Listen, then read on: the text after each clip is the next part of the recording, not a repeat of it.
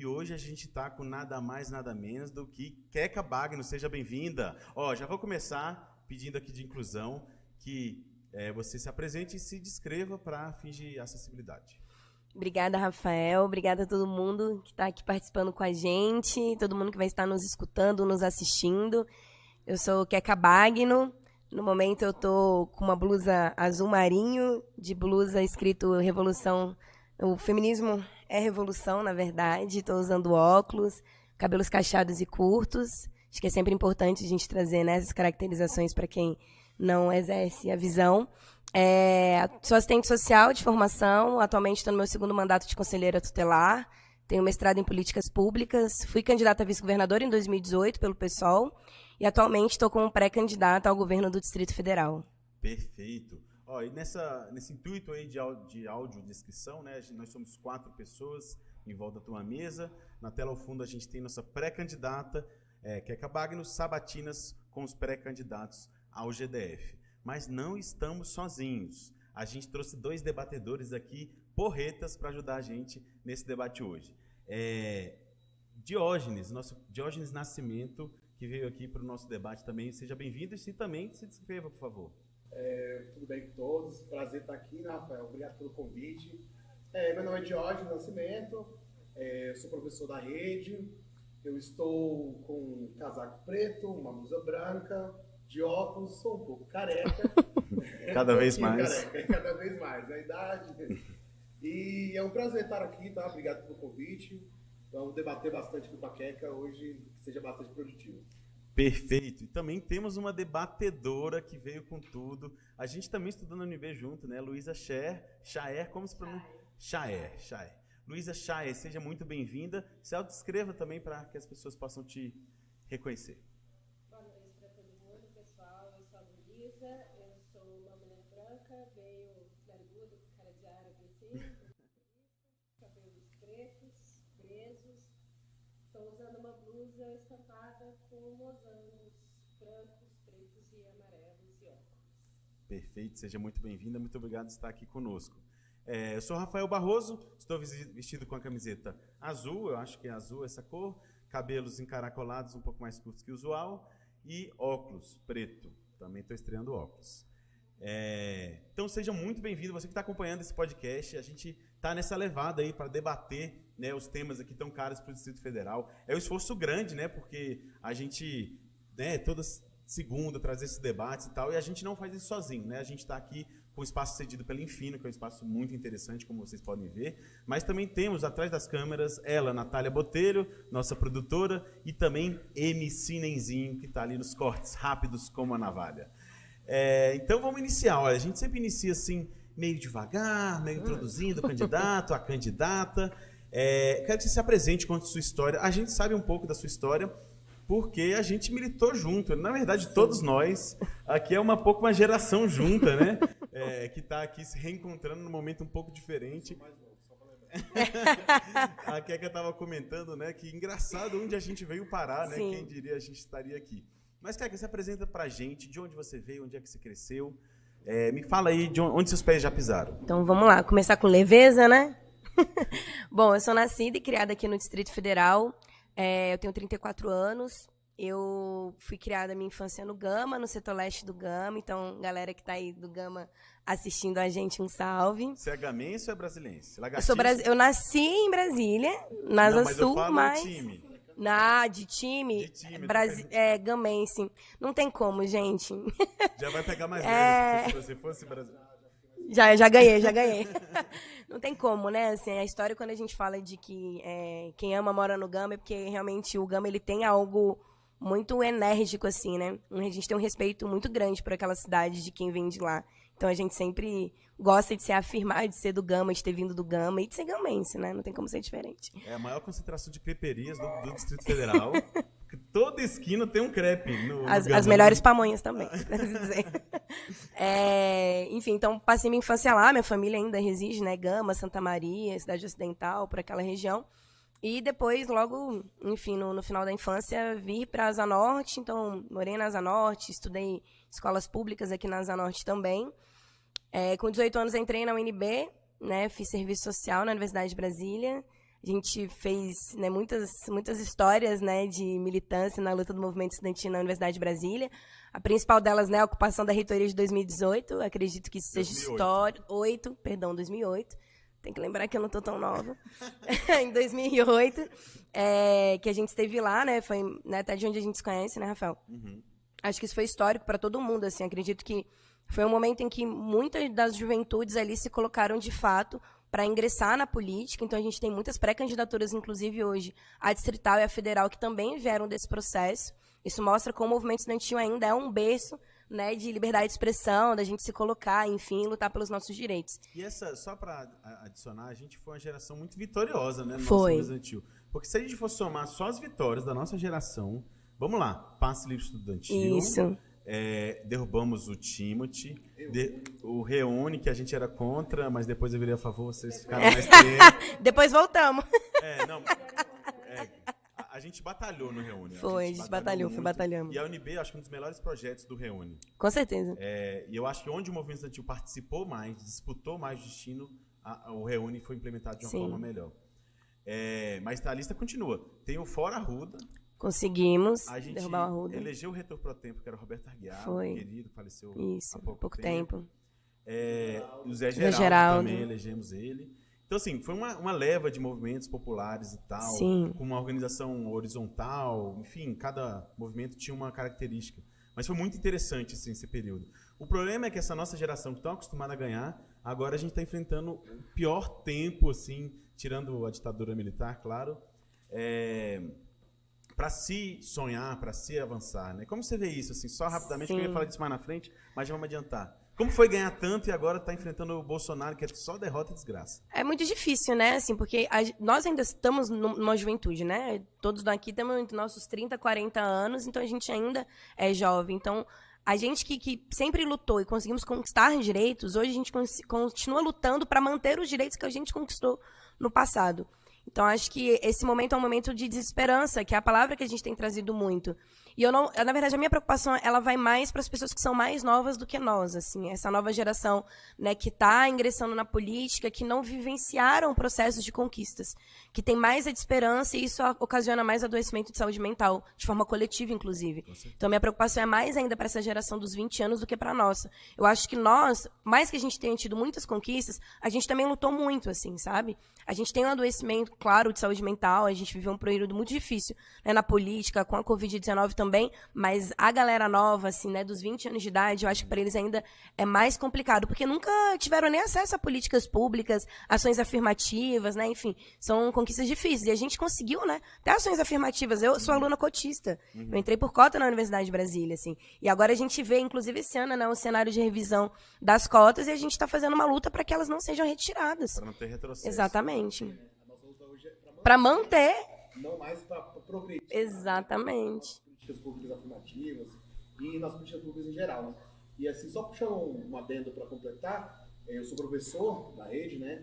E a conversa que a gente tem é assim, que a gente está criando uma geração sem perspectiva de futuro. E é muito engraçado porque a minha geração, eu sou um dos primeiros da minha família a concluir um curso superior. Então, assim, a gente foi criado numa geração com grandes perspectivas para o futuro, né? Via a universidade como uma perspectiva de ascensão social, e essa geração já não vê tanto, né? Porque vê a dificuldade econômica, vê a dificuldade até às vezes de se alimentar, né? Em casa. Sim. Então, assim, eles estão mais pensando no que o que eles vão levar para o prato amanhã, do que de fato uma perspectiva de futuro melhor. Sim, sem dúvidas. A perspectiva do agora. E acredito que até o avanço, né, da modernização por meio da internet, né, o que a gente tem hoje, né, tudo muito é o fast food da internet. A gente não tem tanta politização hoje pela internet para a galera mais jovem. Isso é um problema, porque se você tinha um espaço das escolas, das universidades com um pensamento crítico, e aí a gente passa por 2 anos, né, de isolamento, em que as pessoas não tiveram, né, essa sociabilização, e tudo vindo pronto pela internet, um mecanismo, inclusive, de fake news, em que tudo, de fato, você só lê ali, né, a manchete, você não entra para acessar, isso é mais difícil ainda, porque essa juventude está menos politizada, está menos engajada, e isso vai contribuindo muito, porque é muita informação com pouco conteúdo ou conteúdo muito ruim. Então, isso, de fato, muito ruim. Então, isso contribui muito também para esse adoecimento. aspecto que é mais uma camada ainda nesse problema, que é, nos últimos anos, o enfraquecimento da imagem da escola, das instituições de ensino, dos professores e professoras, né, que quando eu estava na escola, como critério que os meus pais usavam para ver em qual escola se iria estudar, que era, existe um ensino crítico aqui, existe, né, um ensino de sociologia, ensino de filosofia. De repente, isso passou, ao longo desses últimos anos, isso passou a ser visto como uma doutrinação, como um problema, né? Um problema, o que não é realidade. Sim. Né? É uma coisa que faz parte da educação e justamente garante esse espaço de desenvolvimento político, inclusive, das pessoas. Né? Exatamente. É um problema a mais que eu vejo nessa geração. Sim. A gente tem um texto muito interessante, um pouco você estava falando dessa condição do Bolsonaro, impõe a gente até sofrimentos mentais mesmo, por falta de esperança, etc. Tem um texto muito interessante da Eliane Brum, que é Doentes de Brasil, né? Que ela descreve como o bolsonarismo está adoecendo as pessoas de vários tipos de situações de saúde mental, né? E a gente do Saindo do Quadrado, a gente fez em 2019 uma atividade, né, assim, de saúde mental coletiva, discutindo esse texto, mas falando, gente, não é só você que está passando mal, não é só você que está ansioso, não é só você que está com problema para dormir, porque esse status quo de absurdos diários, que é a estratégia básica do Bolsonaro, está adoecendo as pessoas. Sim, né? Então, é um projeto político, né? É um projeto político. Exatamente. O medo é um projeto político. Né, assim, você não ter essa perspectiva de futuro é um projeto político. A gente só viver do agora é um projeto político, né? Não tem algo mais desesperador do que você não saber o que vai acontecer amanhã, do que você não saber o que... Exatamente. O que comer, para mim, é o mais significante, assim, sabe? Quem não tem comida, não tem trabalho. Quem não tem comida, não estuda. Quem não tem comida, não concentra. E se a gente está falando hoje de um país que está na miséria, né, assim, enfim, são milhões de pessoas, né, numa situação de fome, o Distrito Federal também está dentro dessa. Então, assim, é algo muito difícil, né, da gente pensar. A gente não tem nem como construir hoje, né, enfim, processos coletivos de luta se a gente não tiver ali uma comida, inclusive, para ofertar. Qualquer processo que você está fazendo, né, nesses últimos anos, né, quem está na luta no dia a dia, para além, inclusive, das eleições, sabe disso. Se você vai numa região administrativa, seja qual for, inclusive aqui no plano piloto também, né, se vai numa região administrativa, você vai trazer uma pauta, você tem que ter alimentos para poder servir, porque alimento hoje é algo político. Né? Imagina, um dos países que mais produz alimento é um dos países que mais está gerando fome. Então, assim, é uma contradição absurda. É projeto político. Isso. Mas vamos voltar para a sua história, que a gente quer saber como Queca cresceu, virou essa militante que a gente conhece. Bom, então a gente chega aí, né, em 2008, todos os processos que a gente estava falando, né, de ocupação da reitoria, e é também nesse momento que eu me filiei ao PSOL, o partido que eu sou filiada até hoje. Então, eu já tenho muitos anos aí de estrada, praticamente na fundação do PSOL eu já ingressei no partido. E inicio também, né, minhas lutas ali, já focada também um pouco dentro da universidade, do que eu gostaria de fazer enquanto assistente social. Então, de 2008 para 2009, eu inicio também fazendo alguns projetos de pesquisa na rodoviária, no setor comercial sul, de enfrentamento à exploração sexual de crianças e adolescentes. É uma pesquisa, enfim, que rendeu livros, depois fiz parte de alguns estudos de enfrentamento ao tráfico de mulheres da rede ibero-americana. E já começo mesmo a me fincar ali de que eu gostaria de trabalhar no enfrentamento a violências contra crianças e adolescentes de maneira geral.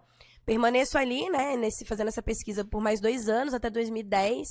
Depois, já na vida profissional, né, depois de formada, começo a trabalhar em programas, né, de enfrentamento a ameaças e mortes, né, de crianças e adolescentes no país. Era um trabalho que eu fazia a nível federal. Depois já inicio, enfim, atuando já no território, mesmo aqui do Distrito Federal, então trabalhei no Riacho Fundo 2, depois fui coordenadora de alguns programas, né, Serviço de Convivência e Fortalecimento de Vínculos, que é um programa da assistência social, também com foco na educação. Enfim, trabalhei também em acolhimento institucional, enfim, aí depois já entro no Conselho Tutelar, e aí eu estou no Conselho Tutelar já tem 6 anos. Parece que fez o trainee de assistência social, passou por todos? Passei por todos, exatamente, e sempre sendo convidada, né, assim, né, sempre foi algo assim, de ser convidada pelas instituições, pelas ONGs, para estar, né, gestando aquele local. Então, eu ocupo cargos de chefia desde muito nova. acredito que desde os meus 23 anos, se eu não me engano, eu já ocupo o cargo de chefia, né, de gestão. Então, eu sempre tive muito essa coisa da liderança, da gestão desde muito cedo, que é muito bom, mas, por outro lado, também exige muito, né? Assim, você sempre também tem que estar ali atenta, se forçar muito. Eu tive poucos processos de autocuidado, né, nesse período enquanto trabalhadora. E aí, em 2015... quando a gente já começa a perceber, né, a nível nacional, que a gente estava enfrentando um processo muito difícil na garantia de direitos humanos, a gente tem uma conversa enquanto rede, aqui no Distrito Federal da Infância, que era importante a gente ocupar também os espaços do Conselho Tutelar para a manutenção do Conselho Tutelar como espaço garantista de direitos. Então, venho como candidata, fui eleita, e aí permaneço nesse espaço, entro no mestrado, né, também, inicio fazendo mestrado em políticas públicas na UNB, eu fiz o mestrado... estudando um programa da saúde que atende crianças e adolescentes vítimas de violência sexual, mas com foco no racismo institucional. Como o racismo ele é secundarizado quando a gente atua com violências. Então, assim, a gente tem hoje no Distrito Federal, né, segundo alguns dados do NEPAV, né, que é esse núcleo de estudos, né, dos programas de atenção à violência, que a maioria das meninas e meninos que são vítimas de violência sexual são pessoas negras. Mas a gente não considera o racismo como um fator, né, para produzir política pública. Então, eu faço mestrado em torno disso, né? E aí em 2018, né, pode falar. Assunto, a gente na esquerda, né, tem um pouco essa esquerda tradicional que considera que a única coisa que é estruturante é a classe social, né? Que o racismo no Brasil não seria tão estruturante. Como você acha que essas duas pautas, né? Eu sei que você é no Partido Socialista, mas que também tem militantes do movimento negro. Como que essas duas pautas se relacionam e acho que é um pouco que você estudou também, né? Então, elas são transversais, né? Porque se a gente fala de classe, a gente está falando de raça. Se a gente olha para um Brasil como o nosso, né, que ainda tem, né, esses modelos, né, coloniais, enfim, que quando a gente olha quem é que está nos subempregos, quem é que está na evasão escolar, enfim, quem é que são as maiores vítimas de violência, tudo que a gente... Quem são essas pessoas? Quem é, de fato, que mantém, né, inclusive, as empresas nos trabalhos, no serviço público, no que a gente fala, né, da pirâmide, quem é que está ali na base para fazer a sustentação de tudo isso? São corpos pretos, são pessoas pretas, são mulheres negras, inclusive, na sua maioria. Então, se a gente fala de classe, a gente está falando de gênero, a gente está falando de raça, né? É indissociável. Classe, gênero e raça, já diria Angela Davis, não... Acho que até a questão do racismo estrutural, né, institucional que a gente tem no nosso país. A gente tenta abafar que é um problema de racismo de fato, né? Não, é um problema de classe, porque aí a gente vai atender um público mais abrangente. Não é. A gente tem problemas no Brasil que são pontuais. São problemas de racismo institucional, estrutural das nossas instituições. E aí a todo momento a gente fica reforçando algumas instituições fica tentando reforçar que é um problema de classe, é um problema mais abrangente, mas não ele é pontual. É pontual, exatamente. Não, tem algo que tem acontecido muito, essa pergunta até é muito boa, assim, porque as pessoas olham para nós enquanto pré-candidaturas, né? Eu sempre falo no coletivo, porque acredito que não sou só eu que estou nessa trajetória, e olham para nós e falam assim, mas você só vai falar de negro, você só vai falar de mulher. Bom, como se só, né, a gente está falando da maioria da população. E o racismo ele é tão violento que quando a gente fala, né, sobre, né, o racismo, sobre para quem são as políticas públicas, inclusive elas são precarizadas porque ela atende determinadas pessoas, as pessoas já vêm trazendo a gente como se a gente fosse, né, apenas atender isso. Se eu estou falando de saúde, assim, se eu estou falando de saúde, quem é que a saúde pública, quem é que o SUS atende? Estou falando de assistência social. Quem é que a assistência social atende? Eu estou falando de educação pública. Quem é que está nas escolas? Se eu estou falando que quem ocupa essas políticas públicas, quem utiliza essas políticas públicas, até porque política pública é uma forma da gente diminuir o dano desse sistema que a gente vive, que é tão violento, né, financeiramente, são pessoas negras. Então, assim, eu odeio usar o jargão capitalismo, eu não gosto mesmo, assim, né? Mas, assim, esse sistema que a gente vive, né, vou trazer essa terminologia do capitalismo, ele se deu muito bem com o racismo, né? Ele consegue se fincar, inclusive, por meio do racismo. E o nosso país, ele nunca teve uma reparação, de fato. Né? Assim, ele nunca reparou socialmente, né, para nós o que ocasionou, né, com o fim da escravidão, durante a escravidão, na verdade, quando pessoas negras foram, né, sequestradas e trazidas para cá. E no fim desse processo, né, que ainda acho que a gente permeia muito ele, não houve qualquer tipo de reparação. As favelas foram ocupadas e elas surgem por meio dessas pessoas, sabe? Então o pessoal fala assim, mas não existe branco pobre? Gente, assim, Isso é um debate tão vazio, porque, inclusive, acirra, né, entre nós, assim, sabe? Agora, a pessoa que está numa situação de pobreza, ela está já no momento de autocomplexidade da vida dela. Se ela é negra, ela está mais ainda. Se ela é mulher, ela está mais ainda. Então, desde a década de 80, inclusive, a gente fala de feminização da pobreza no Brasil. Porque começou a entender que as famílias pobres, elas são a maioria chefiadas por mulheres. Exatamente. E que mulheres são essas? Mulheres negras. Exatamente. E como é, assim, uma mulher negra, bissexual, enfrentar esse mundo e falar, não, eu vou ser governadora. Primeiro, você vice-governadora, né, que foi a última eleição. E agora, como você se vê, assim, enfrentando o mundo? Acho que os partidos ainda são estruturas que são racistas. Tem estruturas machistas, para si. Muito, né? muito. Como foi, assim? Você tem que enfrentar muita coisa ao mesmo tempo. Olha, se eu falar que é fácil, eu tô mentindo, tá? Então, eu não vou mentir, vamos trabalhar com a verdade. Inclusive, eu tenho posicionado muito isso, né, com a equipe, né, que a gente trabalha junto. Eu sempre falo, a gente tem que trabalhar com a verdade o tempo inteiro. Que acredito que a gente precisa, é um fator principal para a gente poder fazer essa transição e transformação da política. Hoje a gente tem honestidade e verdade nessas construções. Os partidos, eles refletem, né? Eles reproduzem todas essas lógicas de violência que são estruturantes. É óbvio. Se eu falar para vocês que o pessoal não tem isso, não é verdade.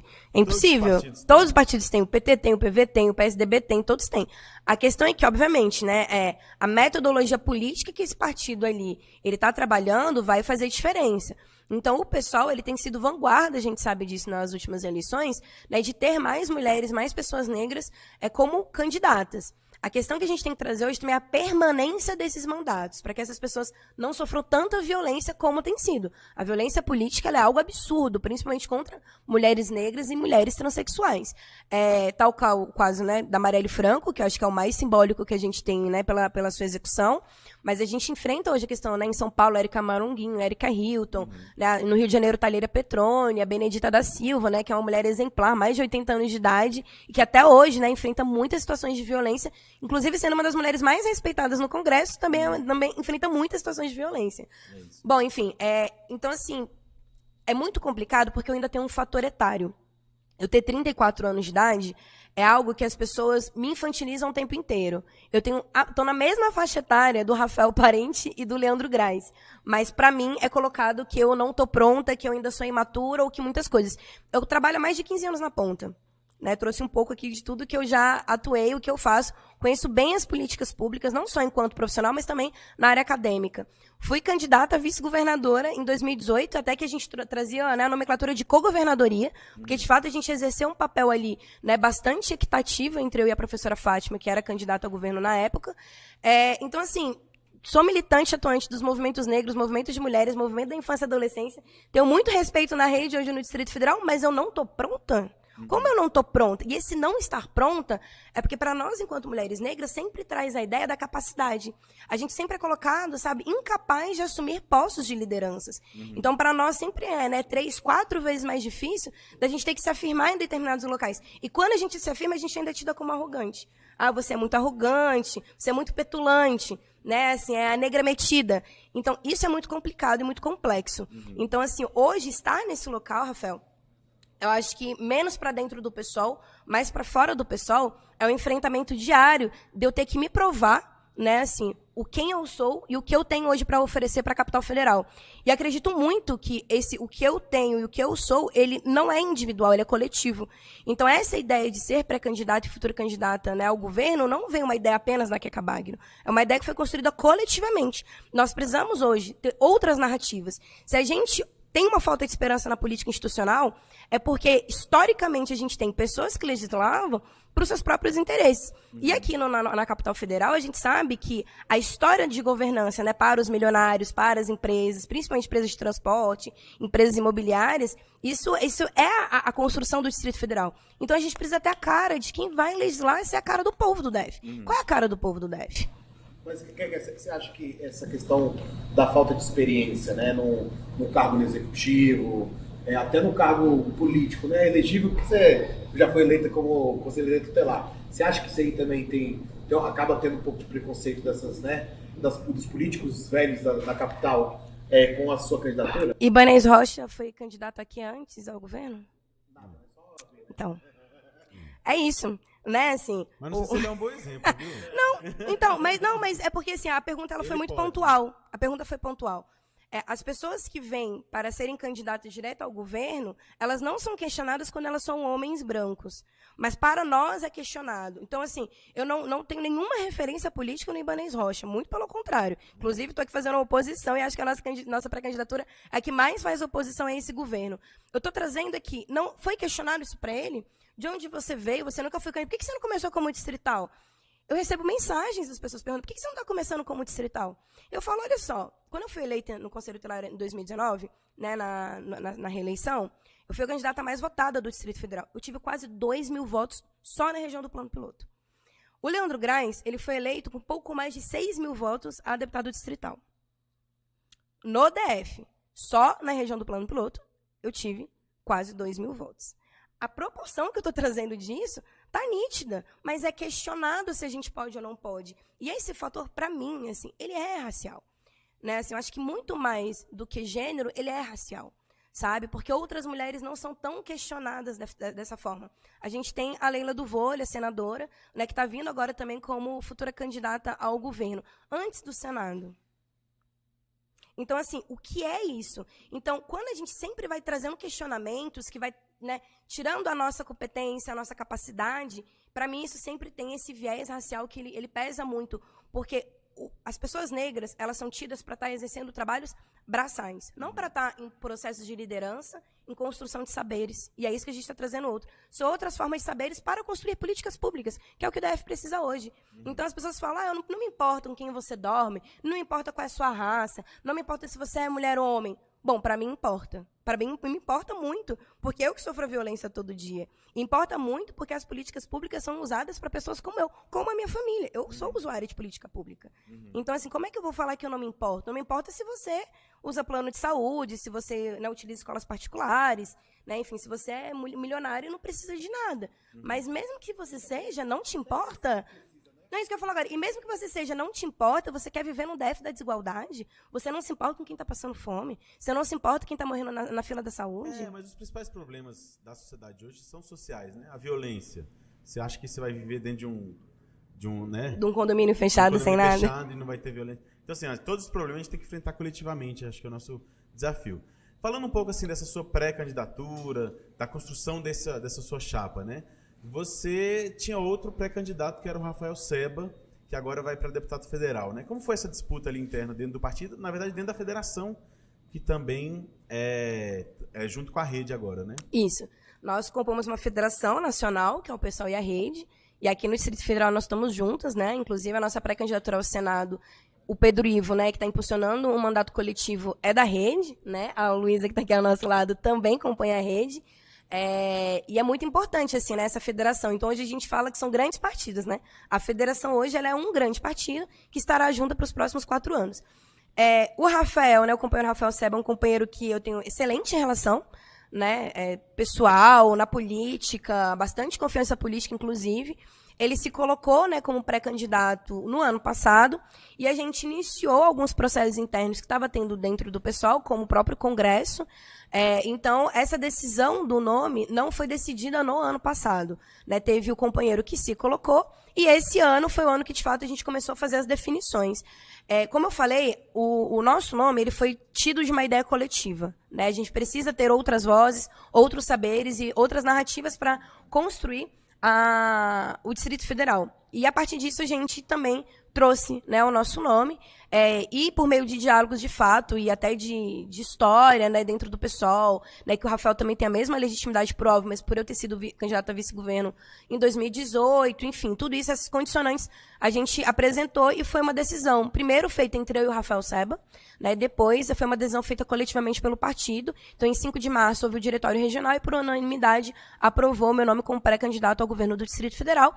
E, semana passada, tivemos a executiva do PSOL e aprovou o nome, né, do pré-candidato a vice-governador, que é o Tony, né, o Tony de Castro, servidor público federal, analista de políticas públicas, doutorando de sociologia na UNB, foi professor também da Secretaria de Educação na região de Ceilândia. Então, hoje, nossa pré-chapa, né, ao governo ela está fechada.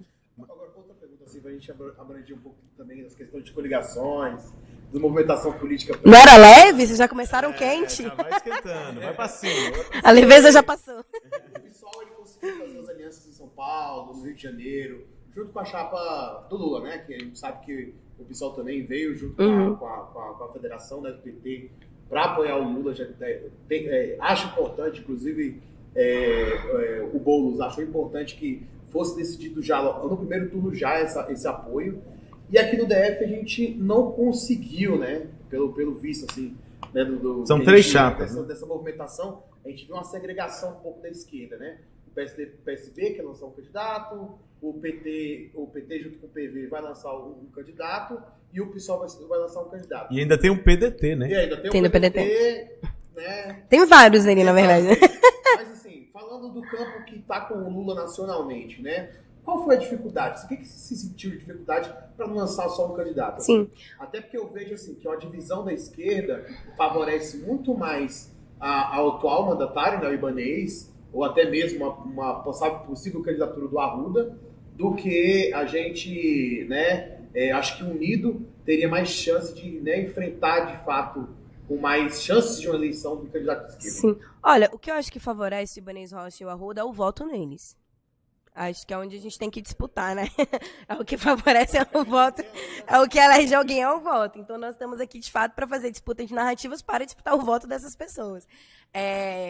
Também penso, assim, que é muito complicado a gente fazer um comparativo da unidade federativa do DF com outros estados. Assim, primeiro, por tempo histórico, a gente teve poucas legislaturas, né, desde a redemocratização do Brasil, desde a ditadura aqui na capital federal. A gente teve muito tempo de uma governança que é o Roriz, né, a gente tem isso, então a gente, de fato, teve poucas mudanças, assim, né, poucas caras, poucas vozes muito distintas.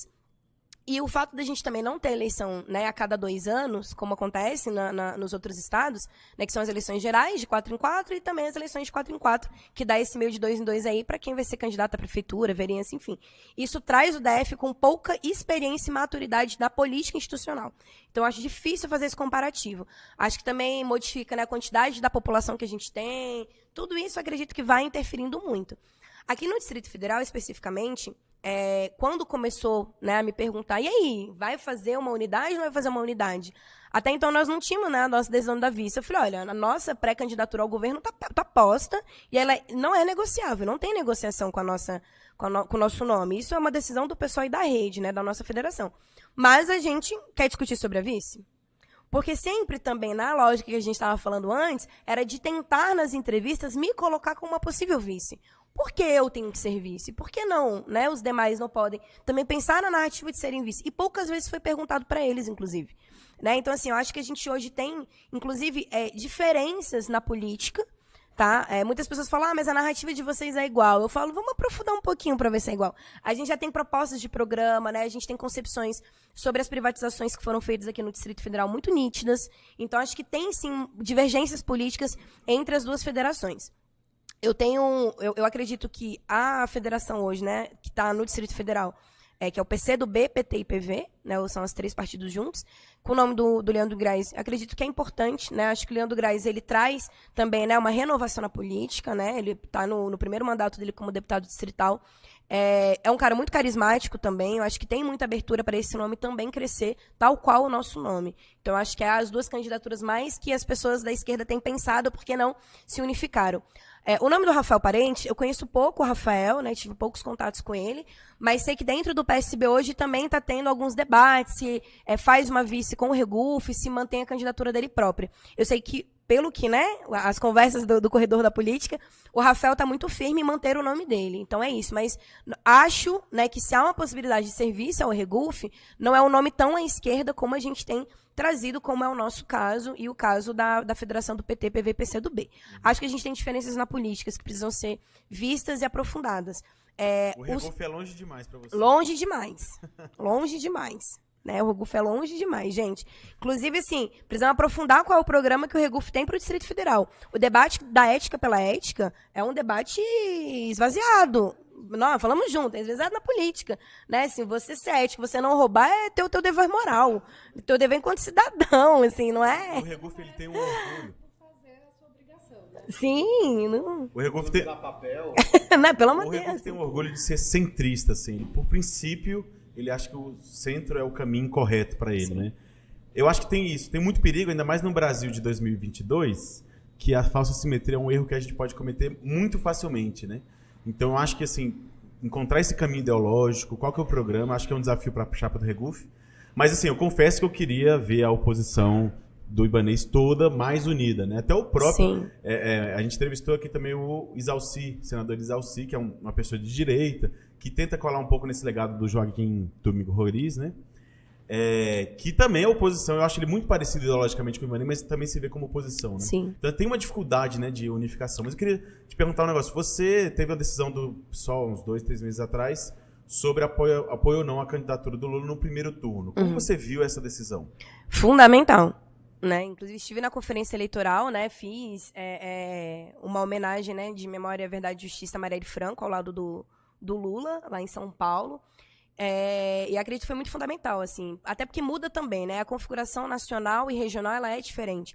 A gente está, de fato, a gente olha para o cenário brasileiro e a gente fala de traços do fascismo, avanço do fascismo. Bom, a gente acompanhou o que aconteceu em Foz do Iguaçu, né, na madrugada de ontem, um crime bárbaro que aconteceu, que é isso, não é uma polarização, né, um discurso de ódio que está levando, de fato, né, um acirramento da política em que mata pessoas, né, extermínio da população indígena, né, enfim, o aumento do encarceramento contra a população negra, o aumento de feminicídio, né, o aumento, né, do retrocesso da garantia de direitos que a gente tem, né, em todas as instâncias, para criança e adolescente, para nós, menor investimento que teve em política pública, enfim, é causa, assim, né, uma apologia à arma, as instituições, inclusive, né, apologia também de crime contra as instituições. Então, acho que tem muita coisa aí que a gente olha, de fato, tem traços de fascismo.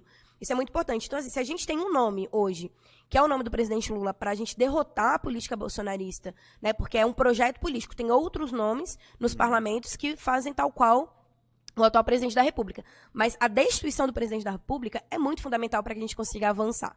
Né? Então, assim, se esse nome é o nome do Lula, temos a nossa obrigação, né, enquanto pessoas que defendem o Estado Democrático de Direito, de apoiar o presidente Lula nesse processo. Assim. Então, a defesa desse nome com o pessoal, para mim, foi um ganho na política. E o pessoal não fez isso, né, à revelia. A gente tem uma plataforma, né, que é a plataforma Direito ao Futuro, que foi construída, e nós também estamos nas coordenações dos GTs da construção do programa do Lula. Então, a gente está participando, né, a gente defende a revogação do teto de gastos, da reforma trabalhista. Então, assim, a gente está impulsionando, exatamente. Isso, exatamente. A gente tem que pensar esse momento pós-Bolsonaro, né? De que a gente elegendo um Lula, outro candidato, né, a gente não sabe a previsibilidade, mas a gente vai disputar no campo democrático. Por mais que a gente divija politicamente com algumas diretrizes, né, do próprio PT, mas ali a gente está disputando algo democraticamente, né? Diferente do que a gente está vendo já, inclusive, com o atual presidente. Sim. Você, assim, um dos nomes mais importantes aqui do DF, do PSOL, né, é o Fábio Félix, né, que sempre teve uma posição mais de oposição ao Lula, até não foi a favor dessa aliança desde o primeiro turno. Quando é que se deu essa diferença entre você e o Fábio, que sempre tiveram assim, a vida muito juntos? Assim? Então, o Fábio, a gente não tem diferença política, acredito que não, assim, né? Inclusive o Fábio, que me filiou ao PSOL em 2008, a gente constrói tendências, né? O PSOL é um partido formado por tendências, né? São micropartidos dentro dele. Eu faço parte de uma tendência, que é a insurgência, e o Fábio faz parte hoje de uma outra tendência, que é o MEIS. Dentro do PSOL, a gente está em blocos distintos por uma questão de fato de método de concepção que a gente tem dos últimos anos, né? Assim, mas acredito que tanto eu quanto o Fábio, nós temos responsabilidade política e acreditamos sim na importância, né, da eleição do Lula em primeiro turno. Não houve uma briga por isso, uma quebra de braço interna dentro do pessoal, muito pelo contrário. O que eles tinham de concepção é que, numa possibilidade de um segundo turno nacional, o pessoal poderia apresentar uma candidatura, né, de cara própria. Uma pessoa do pessoal que era o nome do deputado federal Glauber Braga. Mas, de fato, assim, a conferência eleitoral trouxe que o risco é muito alto. A nível de Distrito Federal, por exemplo, o DF não vai ser fácil para o Lula conseguir votos aqui no Distrito Federal. Então, essa responsabilidade hoje nacional fez com que o partido, de fato, se unificasse para que a gente garantisse o apoio do Lula no primeiro turno. Para mim, isso é essencial. E o Fábio tem se posicionado desde então, respeitando a conferência. O Fábio é um cara muito defensor do pessoal, né? Pessoalista, disciplinado mesmo. E a gente tem feito essa construção, assim, né? A gente tem muita proximidade, tanto na vida quanto na política, eu e o Fábio Félix, né? Inclusive, queremos eleger ele como o deputado distrital mais votado da CLDF. Pronto, olha, o meu microfone acho que está um pouco mais baixo, mas vamos lá.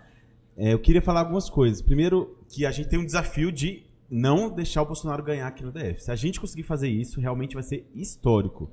Então, acho que é uma pressão que a gente tem que estar... Vai ser bem histórico, inclusive. É.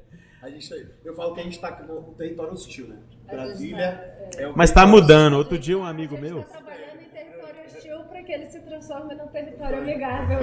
Outro dia um amigo meu foi na Feira dos Importados, que é o lugar mais bolsonarista que existe, né?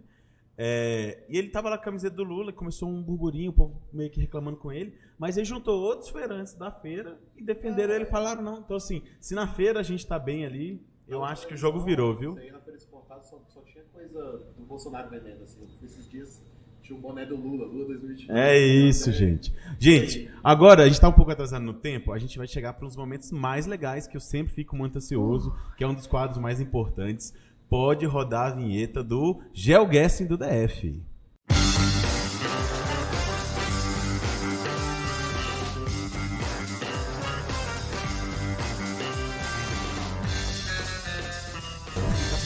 É o Felipe Botelho, meu enteado, que é ávido jogador do GeoGuessing, mas principalmente porque ele assiste Coisa de Nerd, que é muito massa. E é basicamente o seguinte, a gente vai ter que descobrir onde são lugares aqui do Distrito Federal. Vamos ver se eu consigo. Foi seu enteado que te mostrou isso? Foi, Ô, meu enteado, enteado, você não me deu um spoiler antes, enteado? Mas ele vai dar dicas, vamos dar dicas. Bora, me dá Basicamente, dicas. juntos a gente vai descobrir onde esse lugar aqui todo mundo pode jogar. O tio Phil também é um bom conhecedor aí. Gente, eu não sei onde é isso. Samambaia? Samambaia. Samambaia. É? Acertei. Isso, Que eu ganho? Samambaia. Não, vamos botar aqui a pontuação. Pera aí. Samambaia mesmo, né?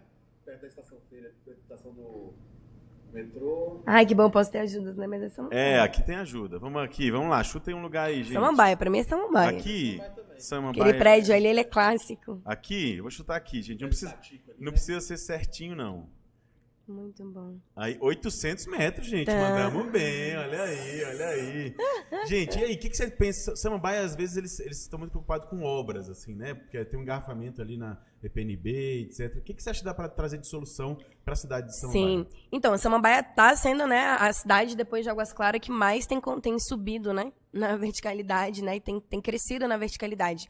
Samambaia tem algumas questões, assim. Samambaia tem um movimento cultural, primeiro, muito intenso e que precisa, né, é uma pauta muito antiga da comunidade de Samambaia, ter casas de cultura, centros culturais, né, para que tenha, de fato, fomento ali para aquela comunidade.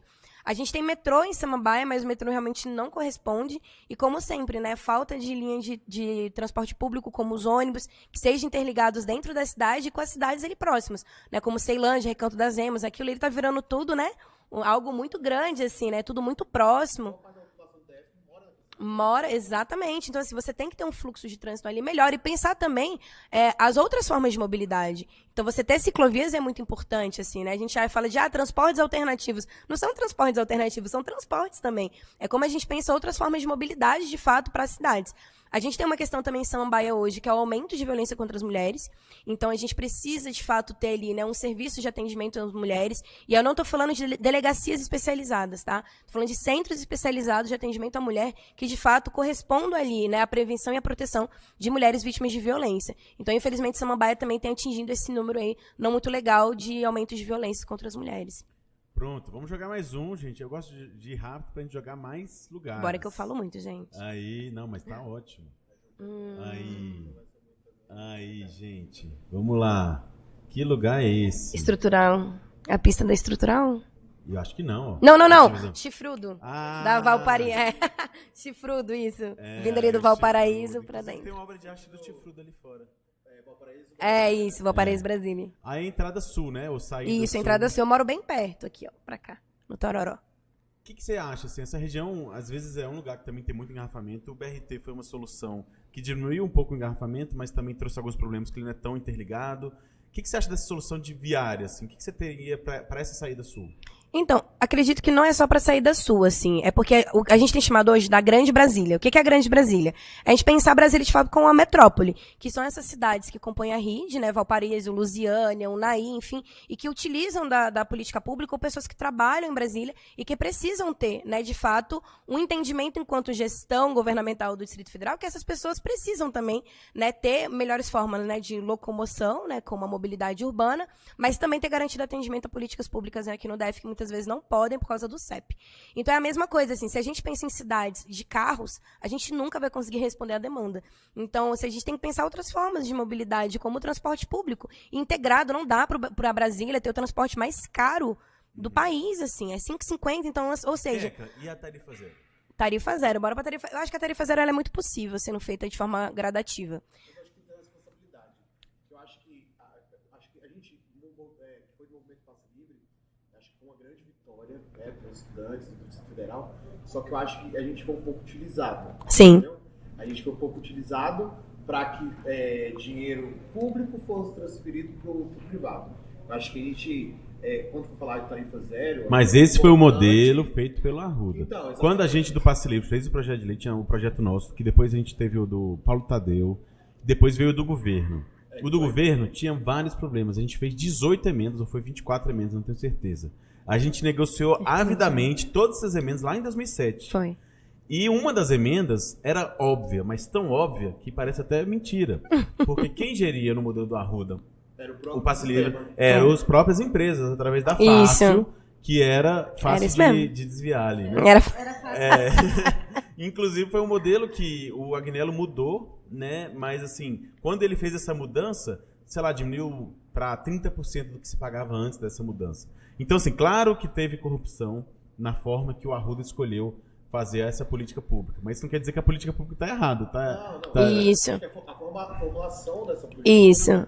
tem que ser bem feita para que a gente não caia nesse Exatamente. mesmo problema que a gente tem enfrentado hoje, que são quase 1 bilhão por ano. Sim, mas, né? Quando tem os complementares... Mas eu acho que isso é um comentário que é válido para qualquer política pública, né? Assim, eu acho que a coisa mais elementar de uma política pública é você ter pessoas competentes e empenhadas em desenhar uma política pública que funciona, que atende às expectativas mais do que atende o bolso dos empresários. Esse processo de análise dela no decorrer da implementação dela, né? Sim. Não, então assim, quando a gente fala em forma gradativa, é isso, assim, né? Porque também não dá pra gente falar, vamos fazer algo aqui que vai criar um rombo, inclusive, né? Assim, o Distrito Federal, ele tem monopólio de empresas, né? A gente tem as famílias tradicionais que cuidam, né, das empresas de transporte e a gente sabe também sempre o repasse de verba que é feito, inclusive na arrecadação de impostos,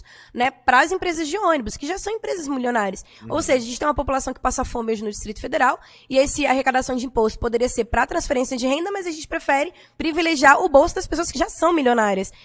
Não fecha a conta. Então, assim, a tarifa zero, eu acredito sim que ela é possível ser feita de forma gradativa, né? E aí, para isso, de fato, não dá para eu falar assim, não, vamos agora implementar a tarifa zero.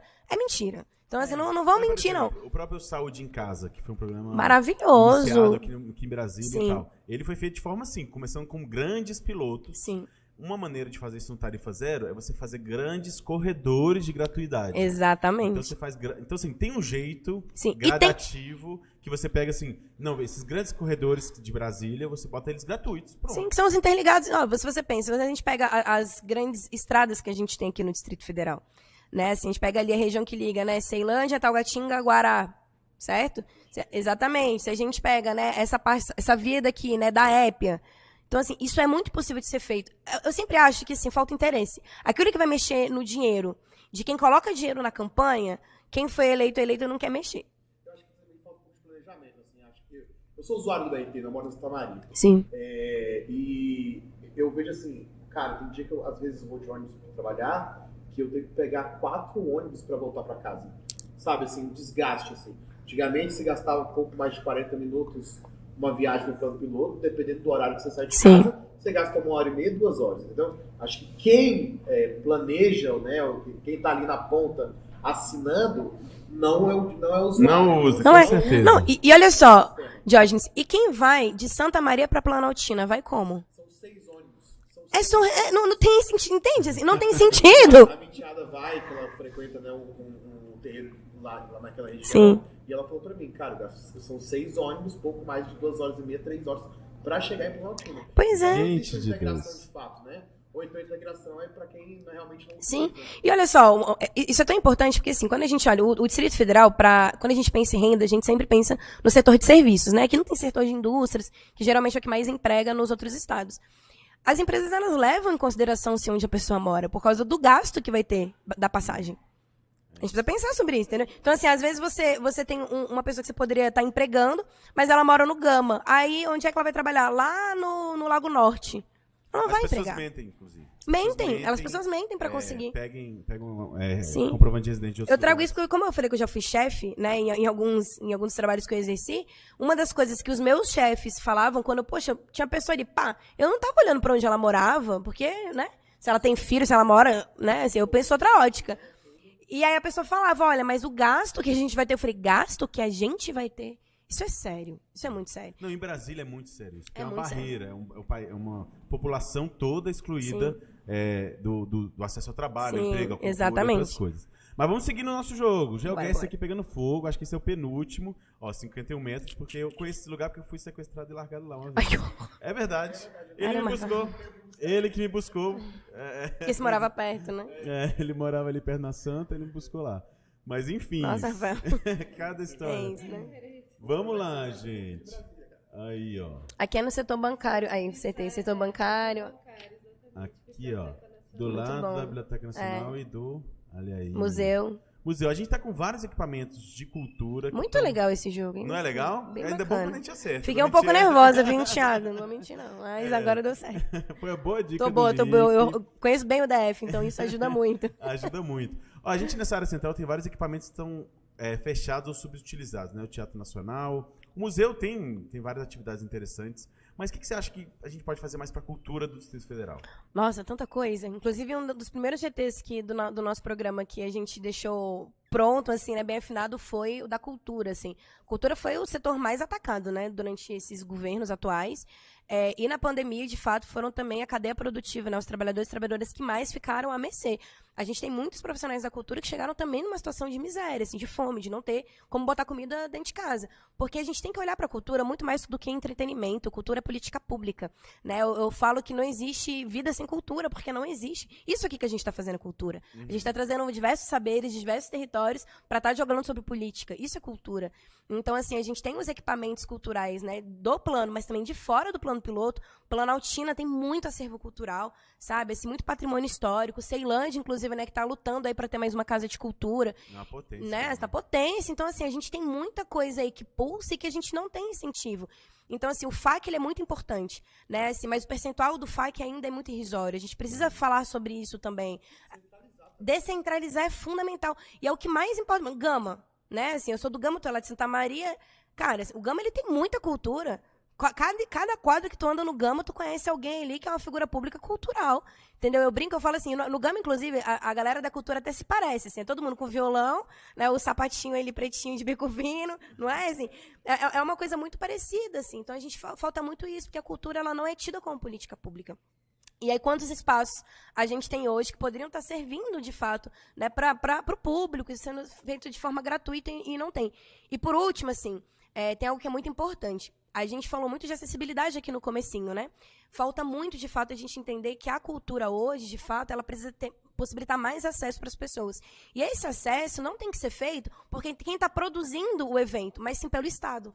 A gente tem que ter as estruturas hoje que possibilitem que as pessoas tenham acesso, né? Para poder assistir um show, para poder participar de uma peça de teatro. Aí a gente só pensa na rampa.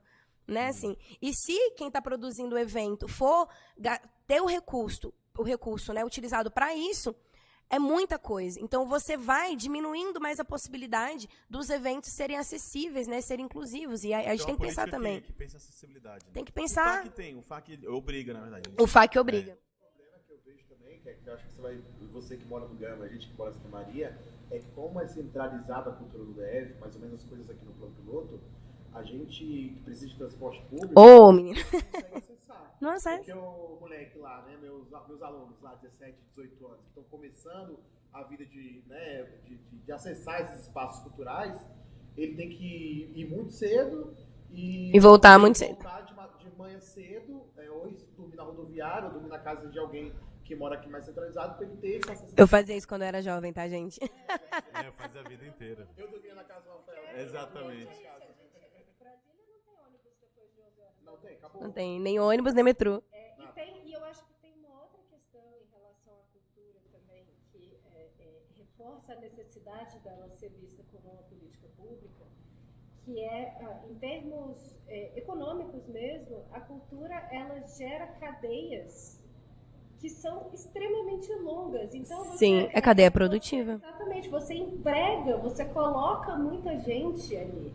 Então, você investir numa peça de teatro, você está investindo na empregabilidade dos atores, diretores, do pessoal da técnica do teatro, sim, mas você também está investindo no restaurante que as pessoas vão jantar antes, você está investindo na cerveja que elas vão tomar. No turismo.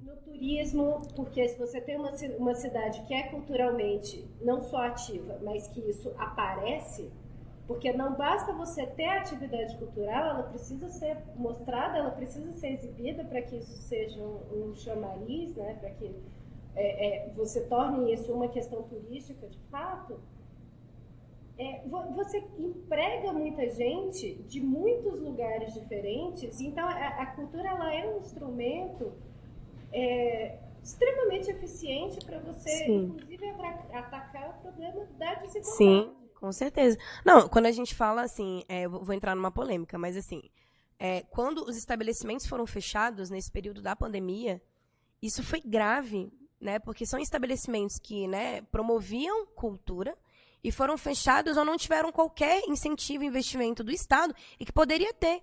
Sabe, assim, para se manter, para não fechar as portas. Com quantos estabelecimentos a gente viu que foram fechando, e estabelecimentos, inclusive, progressistas, né? Agora, tradicionais. E uma polêmica que eu queria trazer é sobre a lei do silêncio. A gente não pode ficar em silêncio, né? Quando a gente tem uma lei tão violenta, que a lei do silêncio, ela tem, sim, como perspectiva, silenciar os movimentos culturais e artísticos das cidades. E, inclusive, isso mais ainda centrado no plano piloto. Porque nas demais regiões administrativas, a gente sabe que isso não pegou muito, e não pegou por uma questão muito tranquila, assim. Cultural também, né? Isso que eu falo agora, eu falei assim... não tá assim. Tem gente que acha que as demais cidades, para além de Brasília, porque o povo acha que, de fato, DF é Brasília, né? Enfim, mas as demais regiões administrativas, assim, elas pulsam, inclusive elas são mais antigas do que Brasília.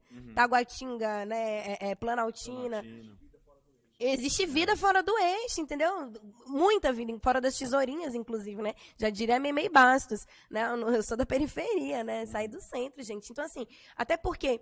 Outra lógica também que eu acho que é importante, mas as regiões administrativas, elas têm centros e periferias nelas. Então, assim, Gama não é uma periferia. O Gama, ele tem centro e tem periferia. Taguatinga tem centro e periferia. Então, a gente também precisa mudar as nossas narrativas, né? Pra gente compreender, de fato, o que é Distrito Federal. E a lei do silêncio, ela pegou muito aqui, em Brasília. E isso, cara, lascou muito a cadeia produtiva da cultura, sabe? E a gente precisa pensar isso, porque enquanto o governo, né, os governos no plural, eles não olharam para isso com mais cuidado, pensando como a gente consegue ter uma relação amistosa entre onde a pessoa que mora e que você tem um barzinho embaixo, você tem uma casa de festa embaixo, ele acirra o problema. Então, assim, hoje você tem uma guerra entre quem mora e quem está ali fazendo show. Mas quem mora não frequenta nenhum estabelecimento cultural ou para você só é permitido quando você está frequentando? Então, essa contradição precisa ser vista, assim. Nós somos contra a lei do silêncio. A gente acha que tem que botar na mesa e tem que discutir com o movimento cultural e com as prefeituras. E nem os lugares que são reservados para fazer eventos, eles estão respeitando, assim. Tá? Exatamente. Setor de clubes aqui, por exemplo. Nem clube mais, tem gente morando. Então, assim, é uma coisa que a gente vai sendo expulso. E ali não acontece despejo. Mas vamos seguir, que a gente tá um pouco atrasado. Vamos jogar o último GeoGuess, que a gente tem outro jogo. Depois a gente vai para as perguntas de vocês. Ó, 82 metros. Ali foi fácil. Vamos lá, o último GeoGuess. Ai, meu Deus. Essa aqui eu já sei. Eu não vou falar ali eu já no joguei. CIA, não, CIA. Será? Como é que... Eu já sei, não vou falar, vou só girar. Não é CIA, não. Ceilândia, não? Ceilândia. Restaurante universitário. Ceilândia. Aí, a feira ó. Ceilândia. Tem o quê? Quer girar mais? Não, Ceilândia. A Natália que produz aqui as maldades aqui.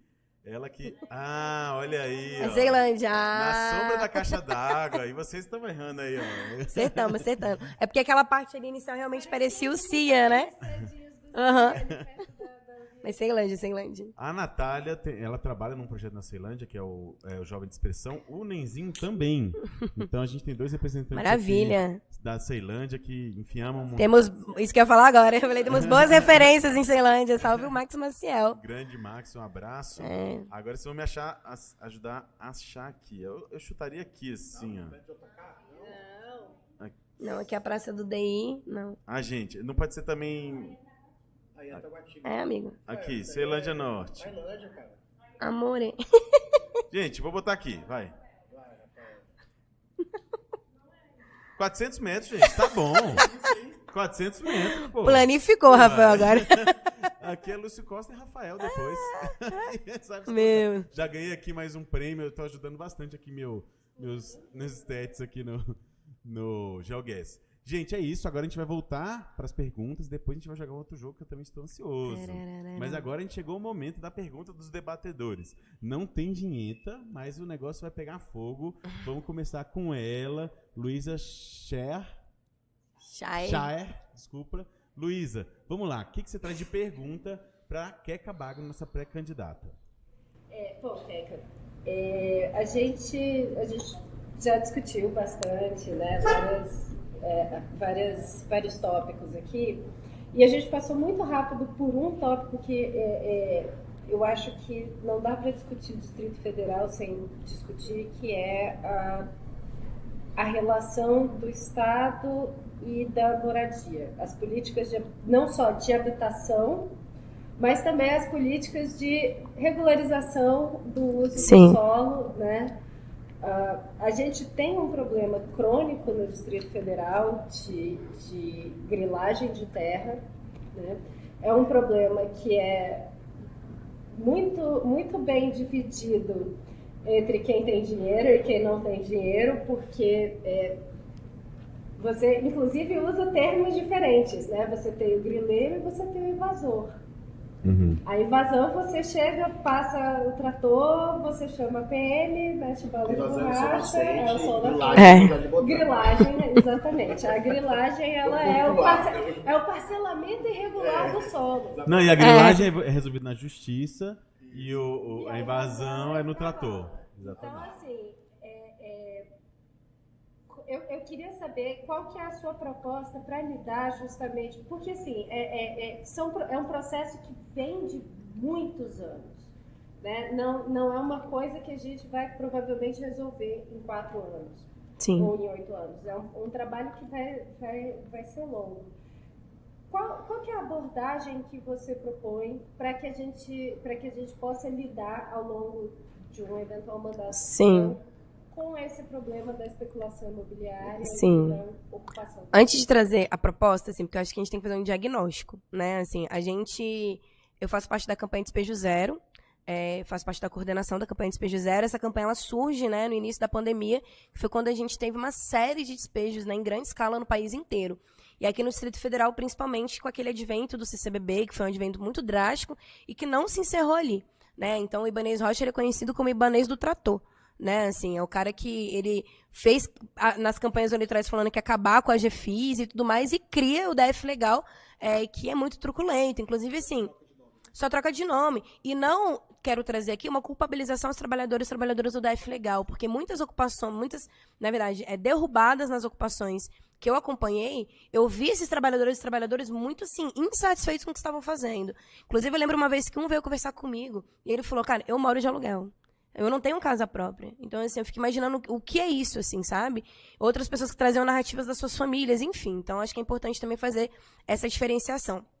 A gente teve, só no período da pandemia, quase 2.000 despejos de famílias que estão despejadas ou estão em ameaças ainda de despejos, com despejos suspensos. A gente teve muita atuação junto, né, com o Núcleo de Direitos Humanos da Defensoria Pública, inclusive, para poder cercear esses despejos. E são despejos, assim, sem qualquer tipo de assistência.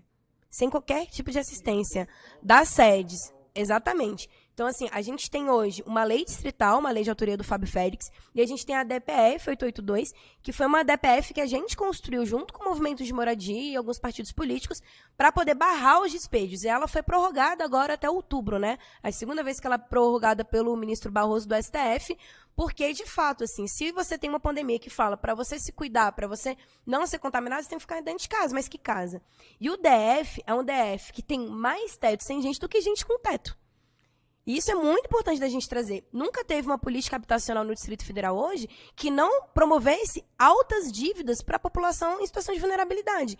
Então, você demora anos para receber seu imóvel, né? Só que nesse tempo você já está o pagando. Então, você está morando de aluguel e pagando o imóvel, né? Minha Casa Minha Vida, esses programas habitacionais que tem. Quando você muda para o seu imóvel, você ainda vai ficar mais anos pagando esse imóvel. E com várias condicionalidades, inclusive, você fica refém desse imóvel. Né? Quando as pessoas brincam e falam, minha casa, minha dívida e tudo mais, é porque é uma realidade.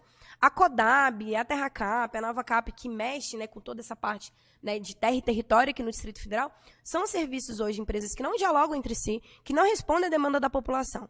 Né? Então, assim, quando a gente está vendo uma situação dessa de derrubadas e dessas violências que acontecem contra as pessoas, né, que estão numa situação de miséria, pessoas pobres, porque isso não acontece, como foi dito aqui no Lago Sul, no Jardim Botânico, no Lago Norte, em Sobradinho, que são regiões já de classe média e classe média alta, a gente sabe várias situações irregulares, que pessoas que moram há 20 anos com suas mansões, e que ninguém finge que está vendo, né? Aquilo ali não está acontecendo nada. De classe. Exatamente. E uma outra situação grave que acontece no Distrito Federal é que a gente hoje fala de milícia no Distrito Federal. Quando a gente imagina que ia falar disso? Grilagem de terra no Distrito Federal é miliciano. A gente acompanhou as situações no 26 de setembro. 26 de setembro é uma região que você tem pessoas ali periferizadas e tem pessoas também de classe média alta. E que é toda envolta por milicianos. Eu acho que os jornais trouxeram matérias, inclusive, né, de depoimentos de pessoas que estavam ali armadas e pessoas que compraram esses lotes de forma regular e que são ameaçadas por milicianos. E isso não é derrubado, né, como o Ibanez gosta de passar o trator, contra as pessoas, ele não derruba, de fato, os milicianos porque não é interesse dele. Quando alguém aqui já ouviu o Ibanez Rocha falar sobre milícia? Ele invisibiliza, ele silencia isso, finge que nada está acontecendo, a gente sabe que está acontecendo. Então, assim, a gente precisa ter hoje tanto uma responsabilidade na regularização fundiária das habitações que tem, né, assim, locais que já são utilizados há mais de 15, 20 anos, né, o que a gente chama de uso capião, inclusive, das terras. A gente tem que falar dos terreiros também. Né? Eu sou mãe de santo, né, eu sou da Umbanda, eu, né, moro, inclusive, num terreiro, e a gente sabe que os terreiros, inclusive, estão longe. É no Tororó, onde eu resido. Então, assim, os terreiros também são vítimas de despejo e são invisibilizados, inclusive. Né? Casas de cultura, inclusive. A gente acompanhou a Casa de Cultura em Ceilândia, o que aconteceu ali. Era uma casa de cultura de pessoas negras, inclusive, que impulsionava arte, cultura e esporte para a juventude e que o trator passou sem qualquer tipo de negociação e existe ali há mais de 10 anos. Então, assim, quais são os focos dos despejos? Quais são os focos do que se chama de grilagem de locais ilegais, irregulares? Né? São locais que, de fato, promovem vida, que promovem bem-estar. E quando essas pessoas são despejadas, elas não têm assistência, não têm acompanhamento. E o que a gente tem, e aí eu posso falar porque eu tenho, né, um pouco, né, de conhecimento dessa área da assistência social, mas quando você, de fato, vai ofertar acolhimento para essas famílias, você tem restrição de idades das crianças e dos adolescentes, alguns têm restrição de que não pode levar animal. Vocês têm animais em casa? Você tem 3. Imagina eu falar pra você que você vai sair da sua casa e você não vai levar seus animais. Você vai sair? Impossível. Você perde sua humanidade. Você não tem como. Eu tenho 6 cachorros. Né? Assim, minha família é composta por 6 cachorros. Eu não tenho como pensar hoje. Qualquer casa que eu moro de aluguel, qualquer casa que eu vá alugar, eu tenho que pensar nos meus 6 cachorros, porque eles fazem parte da minha família. Então, as pessoas que estão em situação de rua, em situação de precarização, elas não têm direito a ter animais domésticos como entes da sua família. Então, para ir para o acolhimento, eu tenho que deixar meus cachorros, eu tenho que deixar meus móveis. Eu não posso levar meus móveis. Que tipo de acolhimento é esse? Isso é um outro processo de violência. Desumano mesmo. Exatamente. Então, quando a gente fala em direito à habitação, a gente está falando de direito à cidade. Né? Porque também não é assim, as pessoas aí que estão assentadas numa determinada localidade conseguiram o direito, né, por meio de luta da terra ali e tudo mais, mas não tem transporte público, não tem escola, não tem CRAS, não tem CRES, não tem centro de saúde. Então, quando a gente fala de habitação, a gente tem que falar de direito à cidade, tem que ser mais amplo. E hoje, né, o nosso GT Direito à Cidade, ele pensa sobre isso. As propostas que a gente traz hoje, né, seja sobre regularização, né, do que a gente está trazendo hoje, seja também para a gente pensar naquele uso que a gente fala, né, de fins sociais, né, como a gente tem ali na Estrutural, Santa Luzia, a gente tem que pensar em algo mais amplo, que é pensando também o direito à cidade, porque ninguém só mora no local, não é só teto que a gente está falando. Tem muito mais coisas. E, por fim, nesse assunto, as pessoas catadoras de materiais recicláveis que ocupam as regiões aqui do plano piloto. Algumas dessas pessoas, sim, elas têm, né, moradia, mas elas trabalham aqui. Então, é muito importante hoje que essas pessoas elas tenham também um local para elas. Seja um local... Se elas tiverem um local, um depósito, aqui no centro do plano piloto, no centro de Brasília, que elas possam guardar os seus materiais, elas não vão precisar dormir nas ruas. A rua não é moradia, a rua não é habitação. Por que a gente naturaliza tanta pobreza? Tem um documentário muito interessante sobre isso, que é Na Traseira das Cargueiras. Da Carol Matias. É muito legal. Maravilhoso. Ela faz parte da campanha Despejo Zero também. E ela fala exatamente disso, né? De que as pessoas têm moradias temporárias na rua, fazem ali por conta disso, né? Por conta do trabalho que exerce ali. O Noroeste e o Paraná Parque, né? Eu acompanhei esse processo, foi no governo passado. Foi um acompanhamento que o CREAS, né, se empenhou muito ali, o CREAS e o CRAS Brasília, para que, de fato, as pessoas, né, fossem residir, né, no Paraná Parque. Então, foi feita essa transição. Só que essa transição foi pensada na moradia, não foi pensada no trabalho. Essas pessoas trabalham como catadoras e catadores de materiais recicláveis. Então, elas precisam ter um galpão aqui onde elas trabalham para guardar os seus materiais. E por que elas dormem? Para que os seus materiais não sejam furtados, sabe? E também para que elas não tenham tanto gasto com transporte público. Porque se a maior parte do que elas arrecadam, elas vão gastar com transporte, é isso. A conta não está Brasília, fechando. Desafios de Brasília. Gente, seguindo, a gente vai ter mais uma pergunta e depois pro jogo da Discord, que eu já tô ansioso. Mas agora tem a pergunta de Diógenes Nascimento, nosso professor. Vamos lá, agora é seu momento de brilhar. Com carinho, com carinho, com carinho. Vou centralizar um que a gente não discutiu ainda um pouco. No governo Hollenberg foi criado o IGES-DF, né? A desculpa do IGES era burocratizar, né, a saúde do DF, que muitos insumos faltavam, porque era muito burocrático se comprar. E hoje a gente vê que o IGES é um antro de corrupção, né? Vamos falar bem sincero. Na sua provável eleição, Queca, o que você vai fazer com o IGES? Você vai acabar com o IGES? Revogar. Você vai voltar a uma fundação... 1º de janeiro de 2000. Primeiro ato. O IGES, né, Instituto de Gestão Estratégica do Distrito Federal. Bom, assim, essa lógica de que para resolver uma questão pública a gente privatiza é errada. Para a gente resolver problemas de uma questão pública, a gente tem que ter interesse em resolver essa questão que está sendo trazida. O IGES hoje, além dele ser envolvido em inúmeros escândalos de corrupção, né, a gente está no qual 5º secretário de saúde? Né? Perdemos as contas. O Ibanez Rocha, inclusive, não sei se vocês lembram, mas ele se intitulou, né, secretário de saúde por um dia. É barbaridade. Enquanto fica nessa brincadeira da privatização, escândalo, desvio de dinheiro, enfim, as pessoas estão nas filas da saúde. A gente teve a maior crise sanitária, a gente ainda vive nela, inclusive, e a Covid-19, ela foi algo que foi se somando a outras questões. Imaginem vocês, a gente está lidando com situações de, né, UTIs superlotadas, serviços superlotados e um super cuidado para a não transmissão da Covid. E aí a gente tem uma pessoa que faz hemodiálise. Essa pessoa que faz hemodiálise, como é que ela vai fazer hemodiálise no meio de uma Covid-19? Se ela pega Covid, ela não vai poder fazer a hemodiálise dela? Se o atendimento que ela precisa no momento, ali o setor está fechado porque foi contaminado, né? Então não foi pensado, né, essa estrutura para atender as outras demandas, porque essas questões sempre foram, na verdade, secundarizadas. A gente só lembra da saúde quando a gente está doente.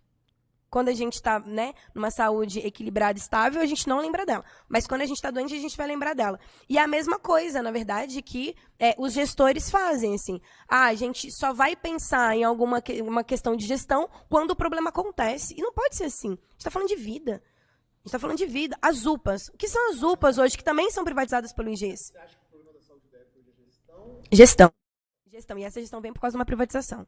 Sem sombra de dúvidas. A gestão, na verdade, na saúde no DF, ela é um problema que é histórico. Agora, a gente nunca teve o que a gente vivencia hoje. Porque você tem uma empresa que gesta os hospitais e as UPAs. Eu tive Covid-19, eu sou usuária do SUS, e eu tenho pressão alta, né? E eu fiquei uns 5 dias, assim, numa pressão lá em cima, assim, né? 19, 14...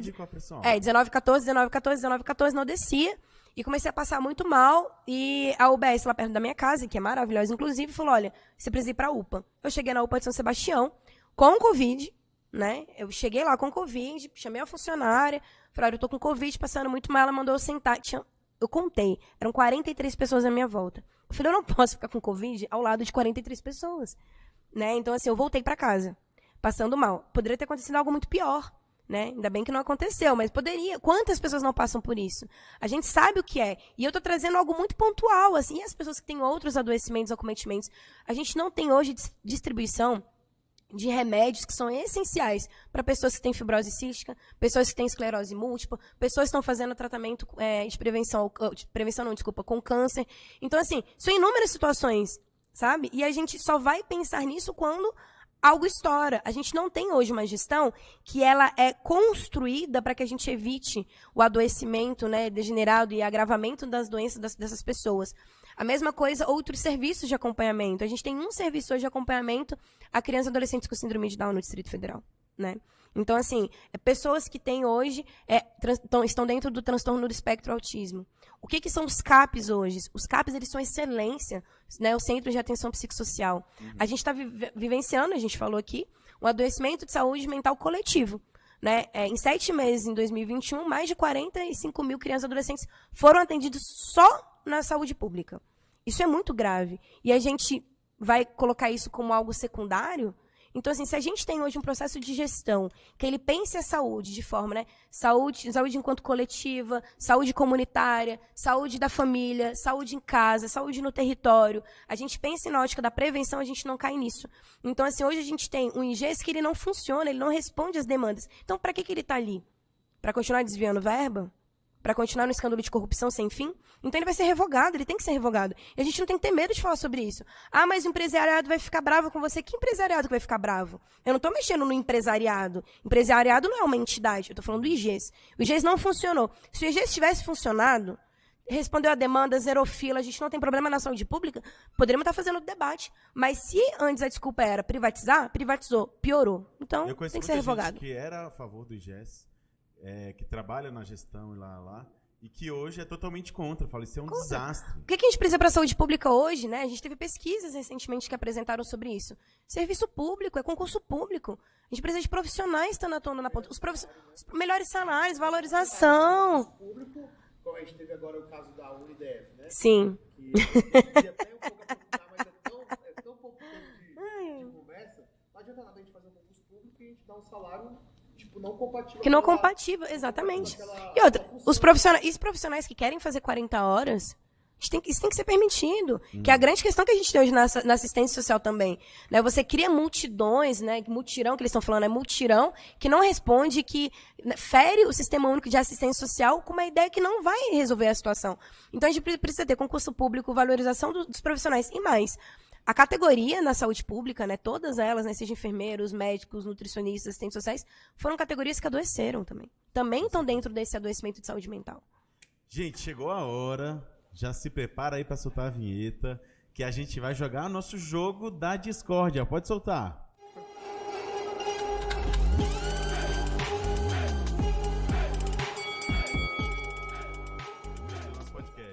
Vamos lá, vamos ver no que vai dar. Deixa eu botar na tela cheia. Meu Deus, só gente, eu tô vendo. Ó, basicamente é o seguinte, aqui tem uma escala, né? O boto fé tá aqui em cima e o bem paia, usando termos aqui do Distrito Federal, é o mais paia. No meio tem o indiferente, tem o gosto. Quero chamar atenção por nada contra. O nada contra não quer dizer que você não tem nada contra, não. Ah, tá. É aquela pessoa que você fala assim, tal pessoa, nada contra. No fundo você não gosta da nada pessoa. Nada contra mais. Ruim, É aquele nada contra que você fala só pra não ser... Na verdade não gosta. É o espectro, gente. É como se fosse aqui de 1 para 5. Indiferente não é pior do que nada contra? Não, nada contra. Não, nada contra é ruim, gente. Só tá. não é pior do que o bem paia. Beleza. Mas, vamos lá, gente. O indiferente é o centrão. Tá. Aí, assim, o bem paia é o que você acha pior mesmo. Vamos aqui na ordem, começando com o nosso presidente, ex-presidente Lula. Onde você colocaria ele? Boto fé ou bem paia? Tem que fazer boto fé. No momento, boto fé. Então, quer que faz o L, pelo jeito. Boto fé. Aí, olha. E ex-governador, ex-deputado federal e ex-gestor lá da empresa que... Nada contra. Nada contra. É União Química. Rogério Rosso, sempre é bom falar o nome. Rogério Rosso. Lembrando que nada contra, a gente tem coisa contra. Exatamente, tem coisa contra. Bia Kicis, bem paia. Deputada federal bem paia para Queca Bagno. Vamos continuando. Ex-governador Raquel Nada contra. Queiroz. Nada contra? Nada contra. Eita, Quente. nada contra. Ó, o Rafael Parente botou Tivemos de costa. questão. Não, O aí Leandro Graça cada botou de um costa. responde pelos Mas Queca cada botou um lá. responde pelos seus problemas, né? Não, beleza. Se aqui a honestidade tem que prevalecer, né? Estamos aqui no jogo da verdade, então. Tamo aí. Por que é nada contra? Quero que você desenvolva. Olha, o Agnello, assim, ele teve várias questões, né? A gente sabe disso, né? Sendo que não foi reeleito, né? A gente teve questões também envolvendo escândalo de corrupção. A gente não teve resposta também, né, às demandas das políticas públicas, como eu falei anteriormente. Da assistência social, inclusive, que era no momento que eu estava atuando bem à frente da assistência social. E a gente teve algumas questões, a mesma questão, né? Questão cultural, a gente traz. Da educação, até acho que a gente conseguiu avançar um pouco mais na gestão dele. Mas em termos de governabilidade, muito ruim, assim. Muito ruim. Beleza, opinião de Queca Bagno, pré-candidata. Agora, outra petista. Boto fé, Arlete Sampaio. maravilhosa, referência. Arlete Sampaio, boto fé pra Queca. Ex-governador Cristóvão Nada Buarque. contra. Nada contra. Né? Ultimamente ele deu umas bolas fora, né? Vamos agora, Damares. Bem paia. Damares é bem paia. É pré-candidata ao Senado. Vamos Bem ver aí, paia. gente. Não vai ter o voto da Queca, pelo jeito. Governador de São Paulo, João Dória. Bem paia. Bem paia. Bem paia. Teve gente que votou ele melhor ali por conta da vacina. Ai, gente, essa é a obrigação, né? É o mesmo debate, né? Flávia Arruda. Bem Ministra, paia. Ex-ministra, bem paia Pode também. botar- Vamos colocando agora. Bem Ibanez, posso paia. botar Vamos Botafé botar aqui? bem paia, Não, bem paia, bem paia. paia. Pra Ibanez, avaliação Os de bolsonaristas Queca. compreendendo bem paia. Bem paia. Jairzão. Olha, Bolsonaro. ficou junto. Que coincidência, né? Que coisa. Que coincidência. Pô, o trio. O O Arruda. trio, faça o trio. O trio Muito aí. bom. Agora a É Arruda isso. também botou em Completou, bem paia. completou. Agora essa aqui. Pô, Queca quer acabar que não Bagno. boto muita Aqui fé também nela. completou. Jamais. Nem ao lado, nem por trás, nem nada, nem à Bota frente. fé pro Lá padrão, em quando a cima. pessoa a gente coloca aqui pra não ter Boto constrangimento. fé, boto fé, Então a boto fé. gente Boto bota muita fé. fé nela. Atenção agora. Gosto Seu adversário, gosto Leandro muito do Graz. Leandro. Eu gosto do Leandro. Pronto. Querido. Aí, Leandro Graça é querido. José Roberto Indiferente. Vai pro indiferente. Indiferente como ética pela ética, né? O debate dele tem que fazer jus. Atenção. Jorge está aqui de mim. Vamos lá agora, Rosilene Correia. Gosto da Rosilene. Gosto, Uma pré-candidata querida do também. PT ao Senado. Gosto do Ex-governador Hollenberg. Eu gosto do Hollenberg. Gosto. Então, Gosto. Tenho questões com o Hollenberg. Posso fazer um gosto com um cara com com a ressalvas. Obrigada. Acho que ele fez uma boa gestão em termos de políticas públicas, mas tem algumas questões, assim, direito à moradia, né? A gente teve muita questão com direito à moradia, porque, assim, quando as pessoas fazem luta pelo direito à moradia, e aí o Estado, ele provém o terreno, mas você provê o terreno e a pessoa, ela constrói com o quê? Né? Então, assim, não é só você, né, prover o terreno que ela conquistou, mas também garantir condições para que ela consiga construir a sua casa. Eu acho que isso é uma problemática muito séria durante esse governo. E também os ataques que teve nos movimentos, nas manifestações, né? A gente sempre vai lembrar, né, de 2017, do que a gente teve dos helicópteros, jogando gás de pimenta. Quem estava ali, né, contra os professores, Não, carnaval, contra os professores, velho. carnaval. O maior investimento do Hollenberg no carnaval foi... Exatamente. foi- Será que eu vou deixar o Hollenberg no gosto? Acho que é muita coisa, hein? Eita, momento. Tô pensando aqui agora. O que vocês acham? Ajuda aí dos universitários. Olha, eu sou suspeita, porque, assim, justamente durante esse momento da greve dos professores, eu era aluna do secretário de segurança, do Trindade. Trindade. Se demitiu. Uma carta aberta, Nesse período. assim, bastante contundente. Põe o Hollenberg, então, no Nada Contra? A edição Acho aí- que foi muita a violência. edição corta na Queca, ele tava com a cara pensativa, assim, será? Não, mas de gosto pra nada contra... E aí? Eu acho que ele pode cair no degrau. Valorização de Então vai pro indiferente. Foi muita Atenção, violência, né, rebaixada cara? aqui, ó. Poxa, eu nunca levei tanto gás de pimenta como no governo dele. Complicado, Hollenberg, ó. A responsabilidade é sua. Muito. Eu gosto da Leila. Eu gosto da Leila no vôlei. Eu gosto da Leila. Acredito que ela não faz um debate feminista, mas ela faz um debate feminino pelo direito das mulheres, né, contra as violências, que eu acho que é importante.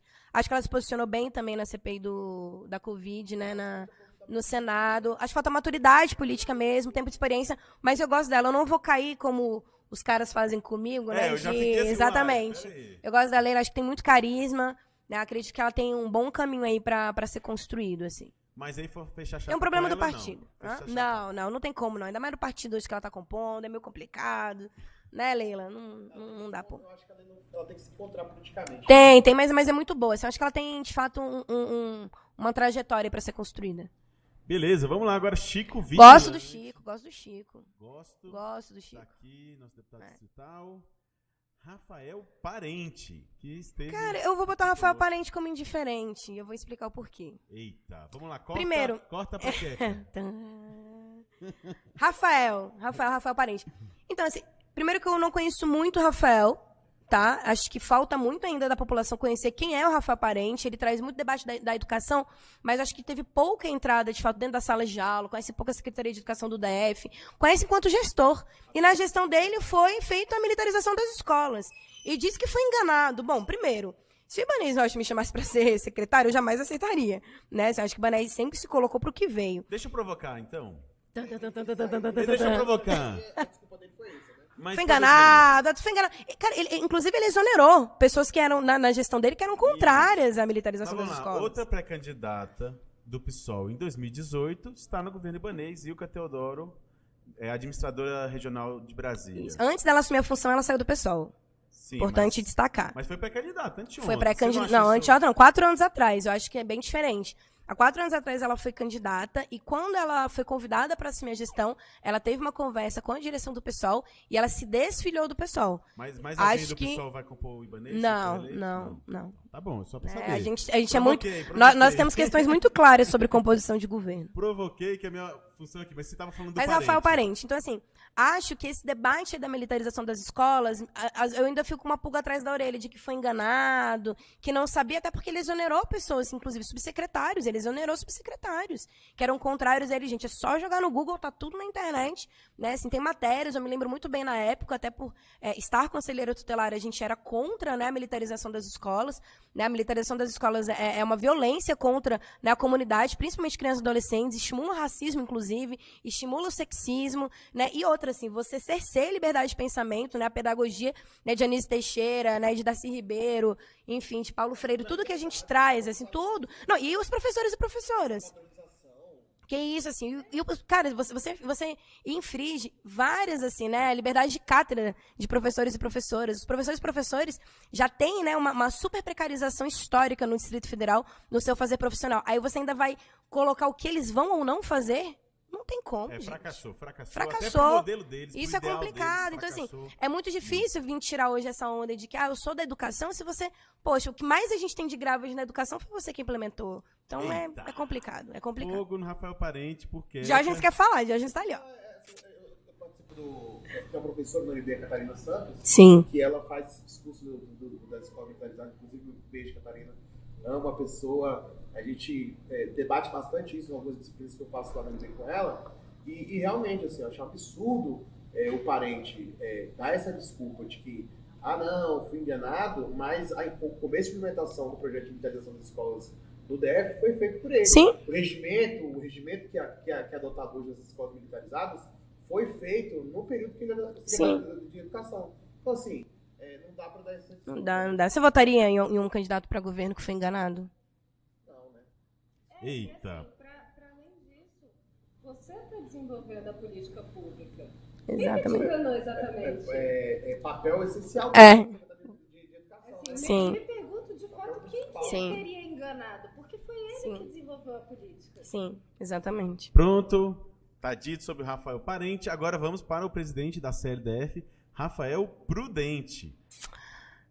Ai, E bem aí? paia, Rafael Prudente. Bem Vamos bem paia, paia, Rafael bem Prudente. paia, Tá Danilo. faltando aí dar uma boa desenvolvida, né? A gente sabe que pra mim, neutro não cola. Gente, é isso, né? Então tem como. Esse negócio de ser neutro, que se você é neutro, você tá do lado de quem oprime. Então, assim, não dá, entendeu?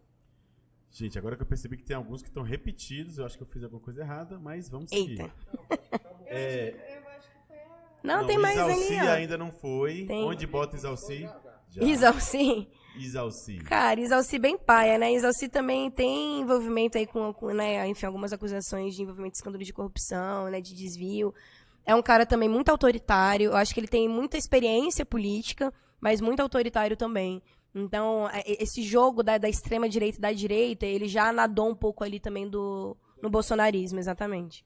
Muito bem, tá aí formado. Babado, né? hein? O Essa queca é rigorosa. Queca rigorosa. Dá pra fazer um perfil no Twitter. É isso aí, tá aí, né? O jogo da discórdia da Queca. Vocês podem tirar print, pode usar isso aí contra ou a favor dela. Por favor, gente. Mas é isso aí, ó.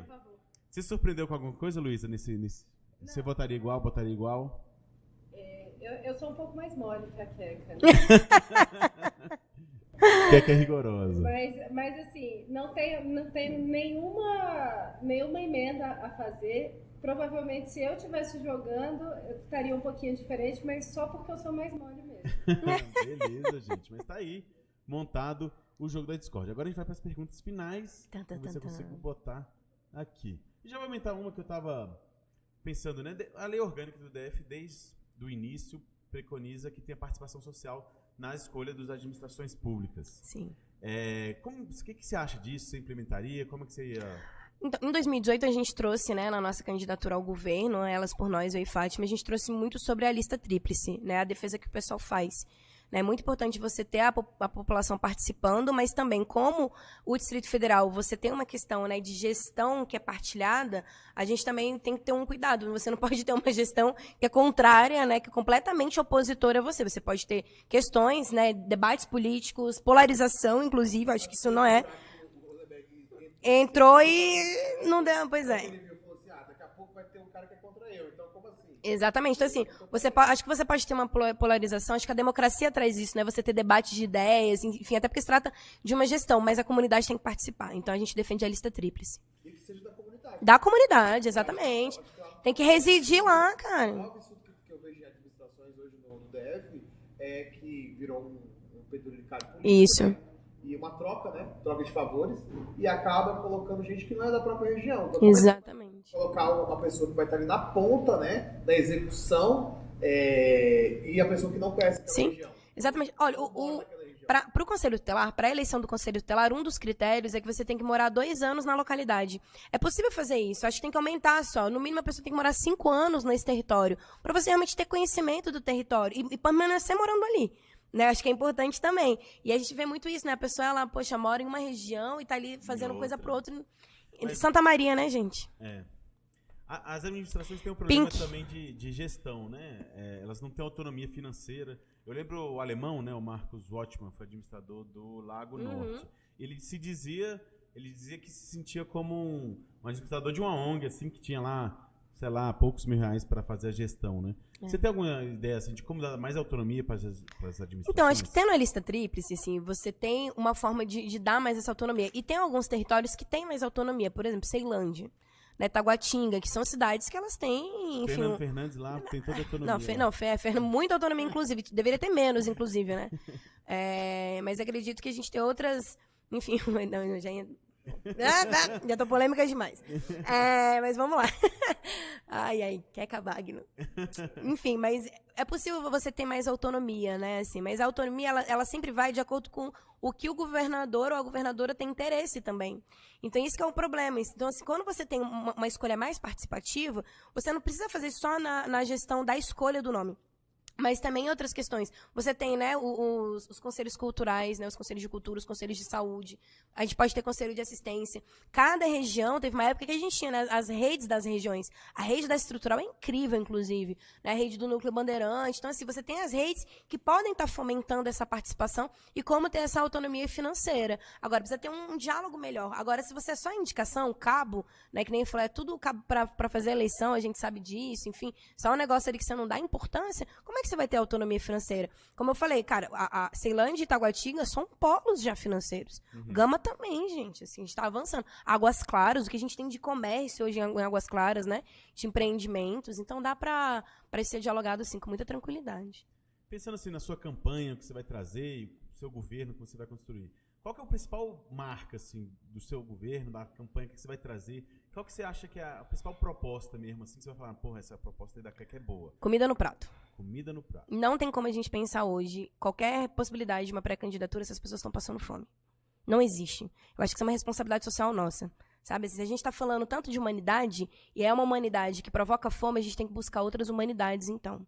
Sabe? Não, de forma alguma. A gente tem hoje uma proposta que chama Renda Básica Distrital. O que é esse Renda Básica Distrital, né? Para a gente trazer de forma mais popular. É comida no prato. A gente está falando hoje, né, que a gente, para erradicar a fome, para combater a fome, a gente trabalha com meta. Tá bom? Então, a gente está estabelecendo metas que a gente está pensando nas semestrais, enfim, e aumentando gradativamente, de pessoas que vão receber um auxílio de transferência de renda de R$600, sendo o dobro para famílias chefiadas por mulheres, por tudo que a gente falou no início aqui do podcast. Então, essa é a lógica que a gente está trazendo. Essas pessoas, né, que vão receber esse auxílio, a gente entende hoje que o Distrito Federal também está numa crise econômica, correto? Se você tem uma transferência de renda, a economia pode ser girada também, ela pode circular por meio dessa transferência de renda. As pessoas precisam voltar ao mercado de trabalho. Quem está há 3 anos no mercado de trabalho tem muita dificuldade de voltar a retornar ao mercado de trabalho. Então, é possível que a Secretaria de Desenvolvimento Social faça uma parceria com a Secretaria de Trabalho, com a Secretaria de Educação, Secretaria de Transporte, e a gente retome essas pessoas para o mercado de trabalho. Então, isso é importante, a gente falou, que a gente traga. E se as pessoas nunca trabalharam, que elas sejam incluídas no mercado de trabalho. Né? Isso é muito importante também de pensar essa lógica. E é muito possível, tá? A gente tem 260 mil pessoas hoje nas filas, né, dos CRAs e dos CREAs. Vamos supor que esses benefícios de R$600 fossem transferidos para essas pessoas.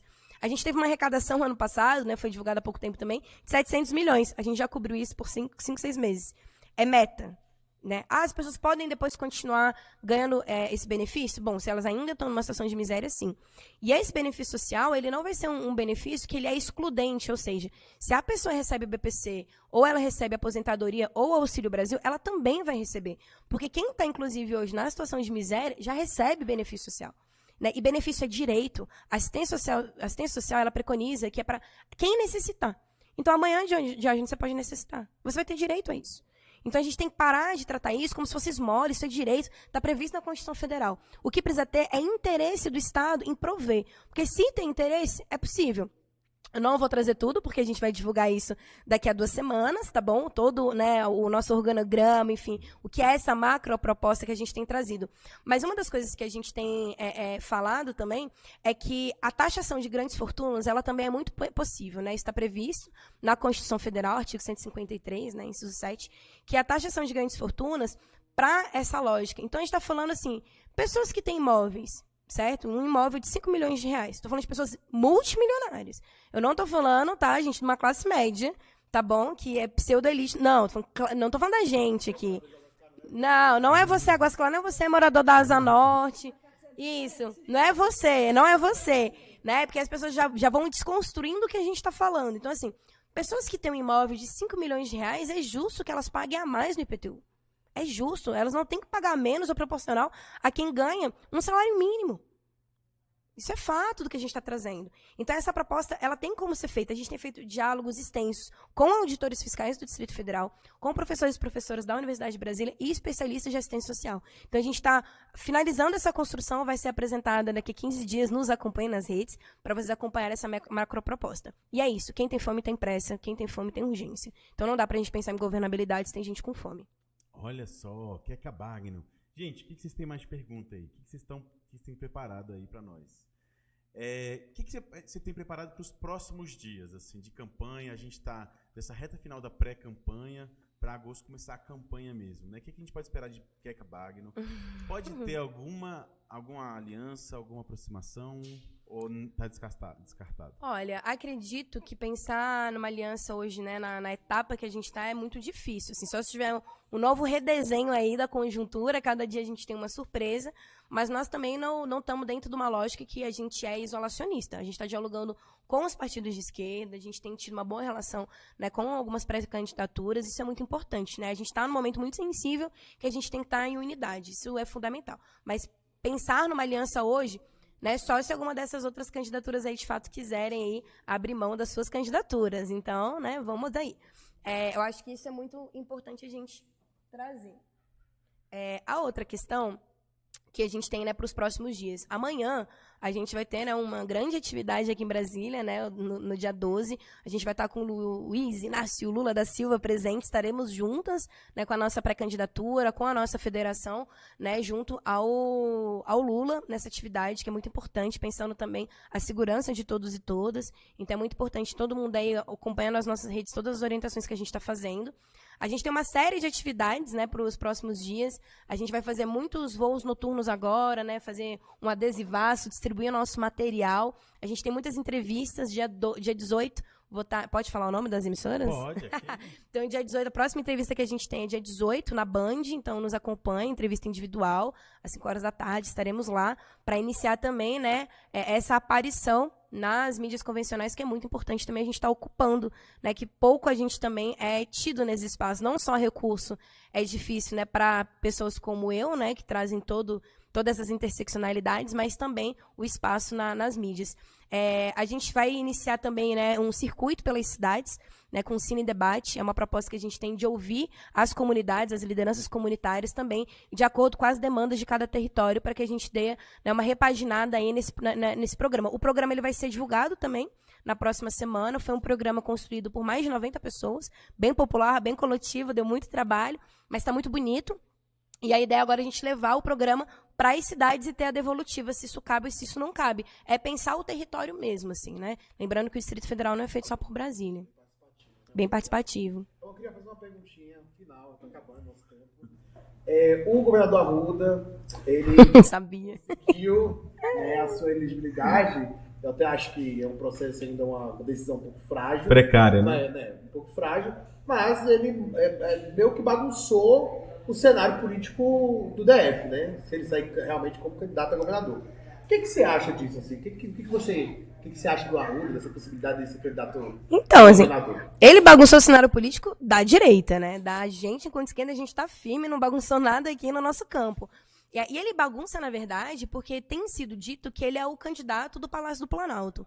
E isso traz uma cisão com o atual governador, né? Então, na verdade, eles dois aí que tem uma disputa de saber quem é que vai ser o candidato que vai herdar aí, né? Enfim, toda essa complicação, né, desse fascismo aí, desse ódio, desse falta de investimento de política pública, do pior cenário da história do Brasil. Se quem quer herdar tudo isso é Ibanez, ou se quem quer herdar isso é Arruda, né? Cada um com a sua responsabilidade de ter essa história e essa mancha na sua carreira política.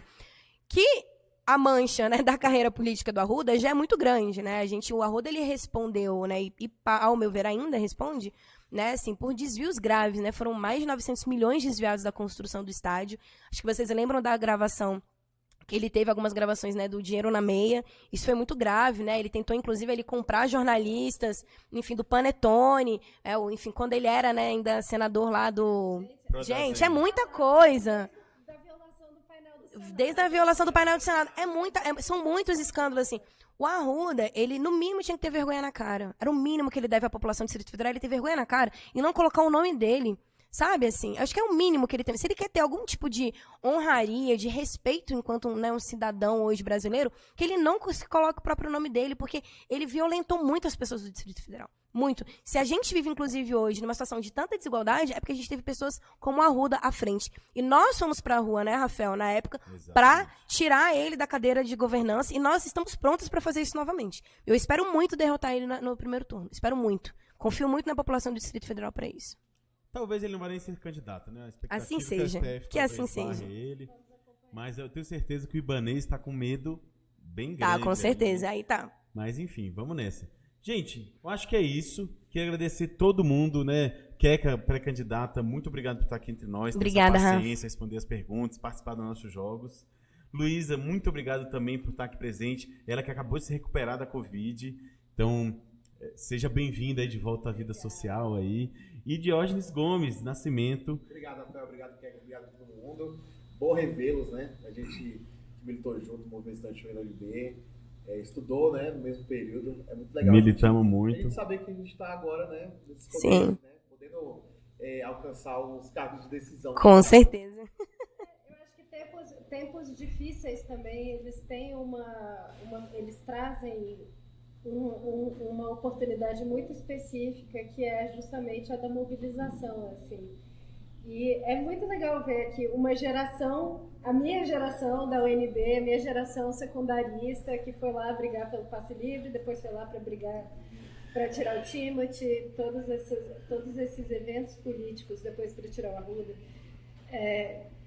que a gente galvanizou, assim, Sim. a gente fez acontecer. É muito legal estar de volta. A nova política já tem quase 20 anos de militância de estrada, né? Exatamente. Nem tão nova. Até o pessoal, Brigando até o pela pessoal aí da nossa institucionalidade. época aí também que se perdeu um pouco, né? Vamos falar A gente tá na institucionalidade, né? Fazer um pega-fogo com Diógenes agora. Não, Diógenes pega fogo aqui, velho. Gente, mas é isso, muito obrigado. Você que tá todo mundo feliz, mas falar uma parada triste, né? Esse programa também é em homenagem a Marcelo Arruda, que foi assassinado por um Sim. bolsonarista. Querendo ou não, não dá para escapar que teve motivação, influência do discurso presidencial.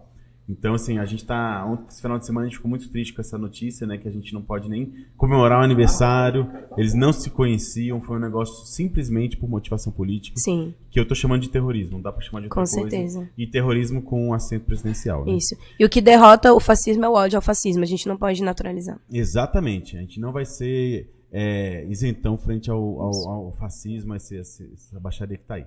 Mas é isso, gente. Estamos firmes na luta e vamos mudar o Distrito Federal também com o apoio de vocês. Muito, muito obrigado. Obrigada. E você que está acompanhando até aqui, não deixe de se inscrever para ver os próximos. A gente está ansioso para o próximo podcast já. Muito obrigado. Obrigada, tchau, tchau. Valeu. Simbora.